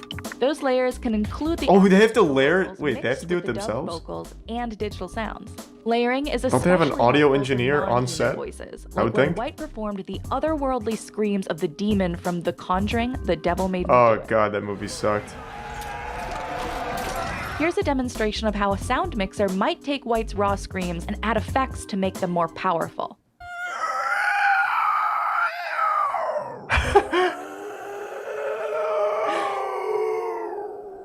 Pretty good. Right? Yeah, I bet that's fun. It's probably a fun job. To create an echo and a rumble can make them even scarier. So what makes one of Peldon's real screams sound better than this one? I think what makes the difference between what sounds kind of like a generic scream that they could just get from their library of screams. Well, they do, versus like the one that Wilhelm fits scream the and shit. scene is matching what we're seeing. It's pretty bad. The actor, the energy, the emotion. My scream isn't just noise, it's an acting burst. 6 screams, 2 seconds each, go. Give us options. And you're like, Makes me sub asbestos. That's a position I never knew existed, nor will I remember it exists next time I play or watch a movie. But it's not surprising. It seems like it'd be a lot of fun to do. I bet they get paid like shit, though. I guarantee that can't be like a full-time profession, unfortunately. We are going to do a psychic brain massage. Well, fucking do it then, pussy. Oh my. Oh my. Oh my. I'm expecting any minute now for him to like chug a 5th of vodka and just say shoe nice or something. Can you feel? Oh, oh, oh, oh. Ooh. Feel me pulling. Shit, he's powerful. God damn. Ooh, wait. Hey, whoa, be nice to the psyche. We can connect. Yes, please. Let's connect. That's what I want. Up. From your mind. Oh, whoa. In out. Wow. Your brain. Oh, yes. Pet it, please. Wonderful. That felt great. Had the misfortune to handle this incorrectly, you would most certainly have a painful and horrible death. What? Sadly, this subject has been covered before by someone I know. Uranium. But I found this story really interesting and I had to do a video about it. Plutonium? This Fuck! video. Like many of my atomic videos, our story starts during the Second World War spicy. and the Manhattan Project. The Demon Core, or Rufus as it was originally nicknamed, was intended to be used in a third atomic bomb to be dropped on Japan. It was designed to be 5% below critical mass. So this doesn't seem like super interesting though. Like, we know now how dangerous plutonium is. Ensure that when needed, it could be used to make a very large explosion easily. Seems like a really comprehensive lesson into the dangers of plutonium, but yeah, I was expecting like some wild shit. But I mean, it's a good sport. I certainly have no problem with shin kicking. When do they... There it is. The danger to the sack is really high in this sport, but I'm pretty sure they wear a cup. So the Harvard Globeheads debunked their model yesterday. You're not testing on a ball, guys. The Earth is flat. Oh shit! Wait, is this serious or no? We're gonna put one magnet here in California. Seriously, I'm about to lose it. I'm getting pissed.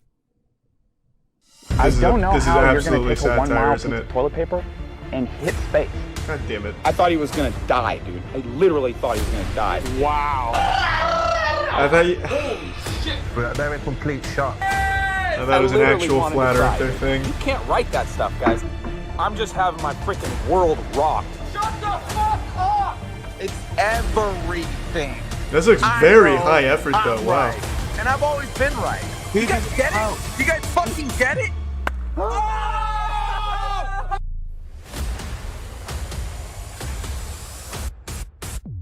Damn, the amount of effort that seems to have gone into that is wild. It says parody? What, where? Oh, god damn it! Well, I mean, I think it was pretty clear. But, yeah, I should have just seen this right away and not got excited. So the Harvard Globeheads. FaZe Rug Gatorade in Windex bottle prank? Tell me if it's fake or not. Alright, I don't have to watch it. I can tell you it's fake. FaZe Rug is in the fucking title. What do you mean? I'll watch it for a couple seconds just to confirm, make sure I'm on the right track here. I don't want to be wrong. But I can tell you it's definitely fake. What's going on, guys? FaZe Rug. I know her reaction is gonna be funny. It's gonna be so fun to do, and oh god, I'm actually scared to do this.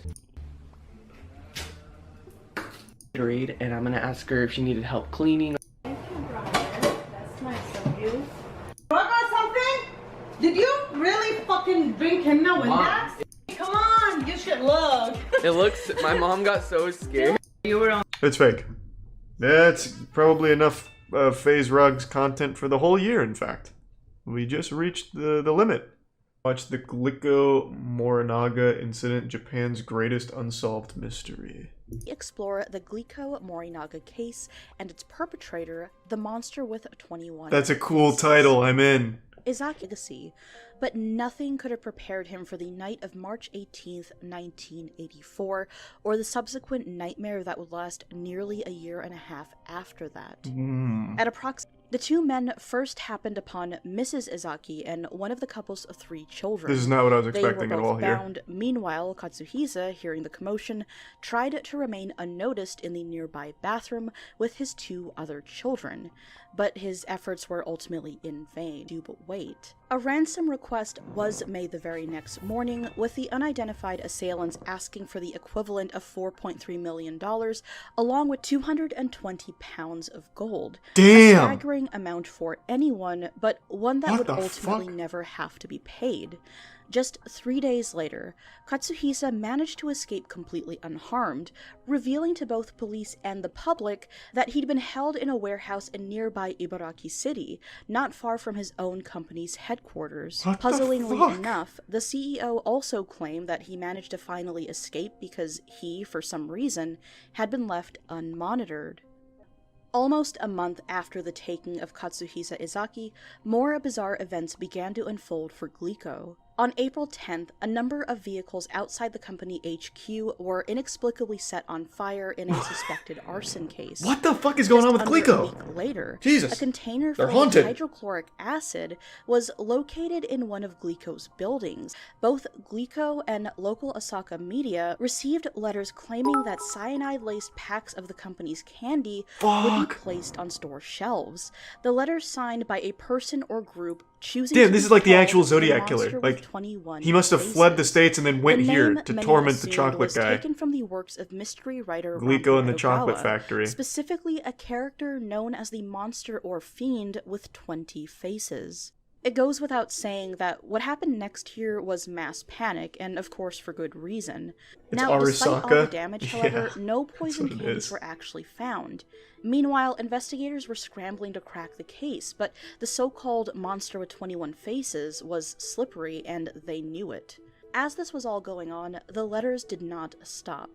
Many that were sent to the media were addressed directly to Japanese police, who the monster described as stupid and incompetent. Oh, hey, The that's too. monster Hey, was hey, so hey, let's not be confident, rude. or What the perhaps fuck? frustrated with police, They're doing that their best. the vehicle was gray and that they'd entered Glico's factory via the front gate in order to plant the container filled with acid, which they That's gotta be claimed embarrassing. was originally street garbage. The letters themselves. Imagine being so contained a incompetent at your defining job that the characteristic criminals of you're this trying to catch are case. just openly But giving you even hints with to how make it more frequent fun they for them. were, they 'Cause you didn't can't figure offer it out on any your own. solid clues as to the monster's identity, aside from the fact that they seemed local based on the dialect that was used. There did, however, appear to be one possible break in the case after Glico's products had been recalled.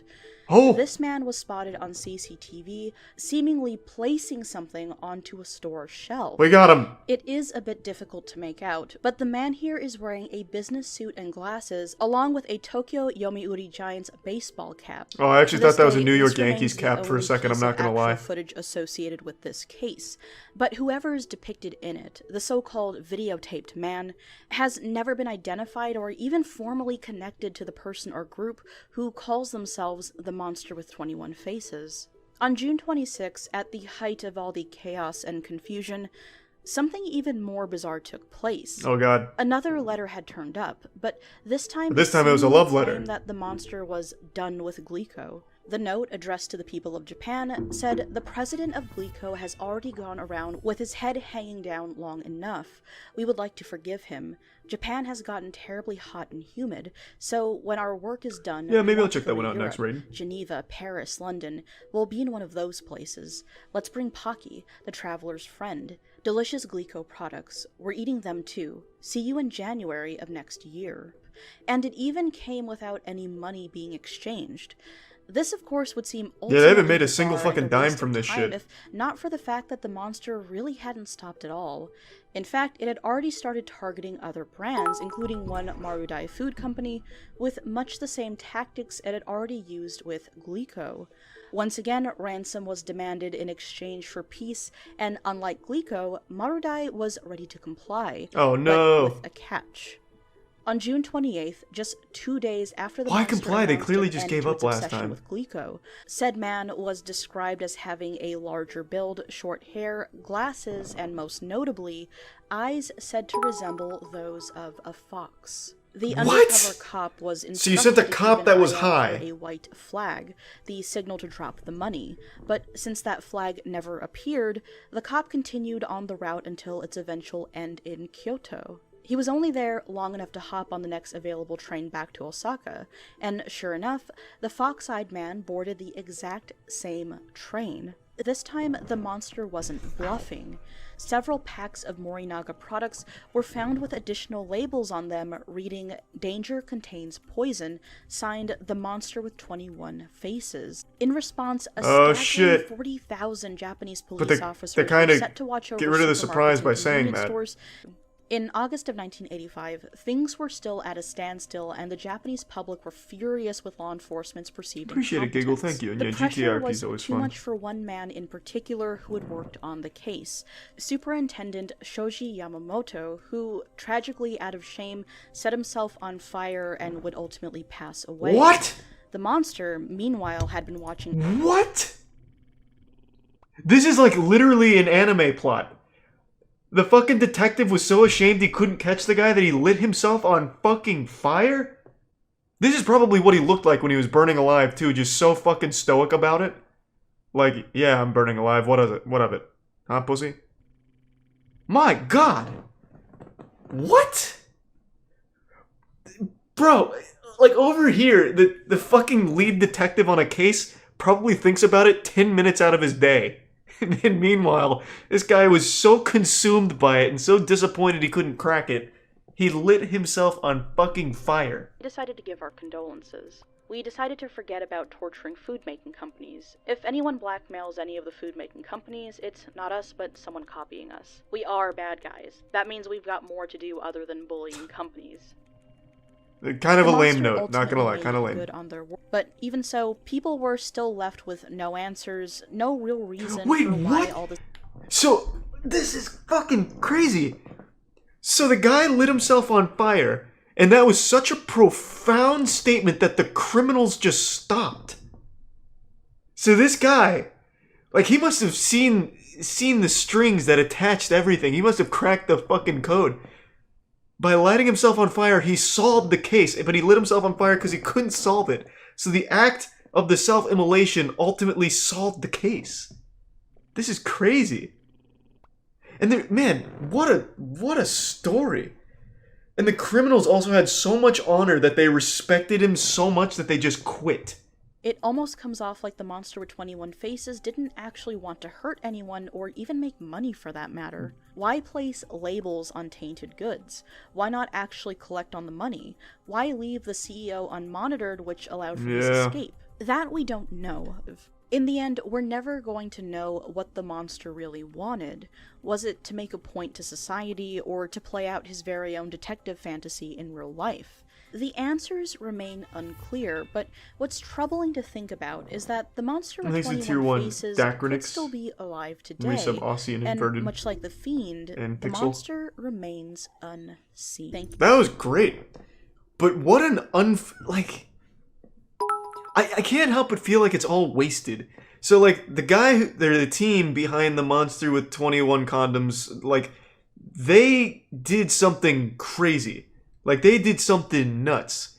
And no one will ever know who it was. So that group, or that maybe one person, they can never fucking brag about it. They can never be like, I'm a genius. Like, this guy probably sits at the dinner table with his family or his friends. He's like, yeah, I'm fucking smart as shit. And then he can never prove it. Because he can't just be like, yeah, I'm the monster with 21 faces or whatever. Such a waste. You did something nuts and no one will ever know. Except you. You yourself are the only one that will know. Shame.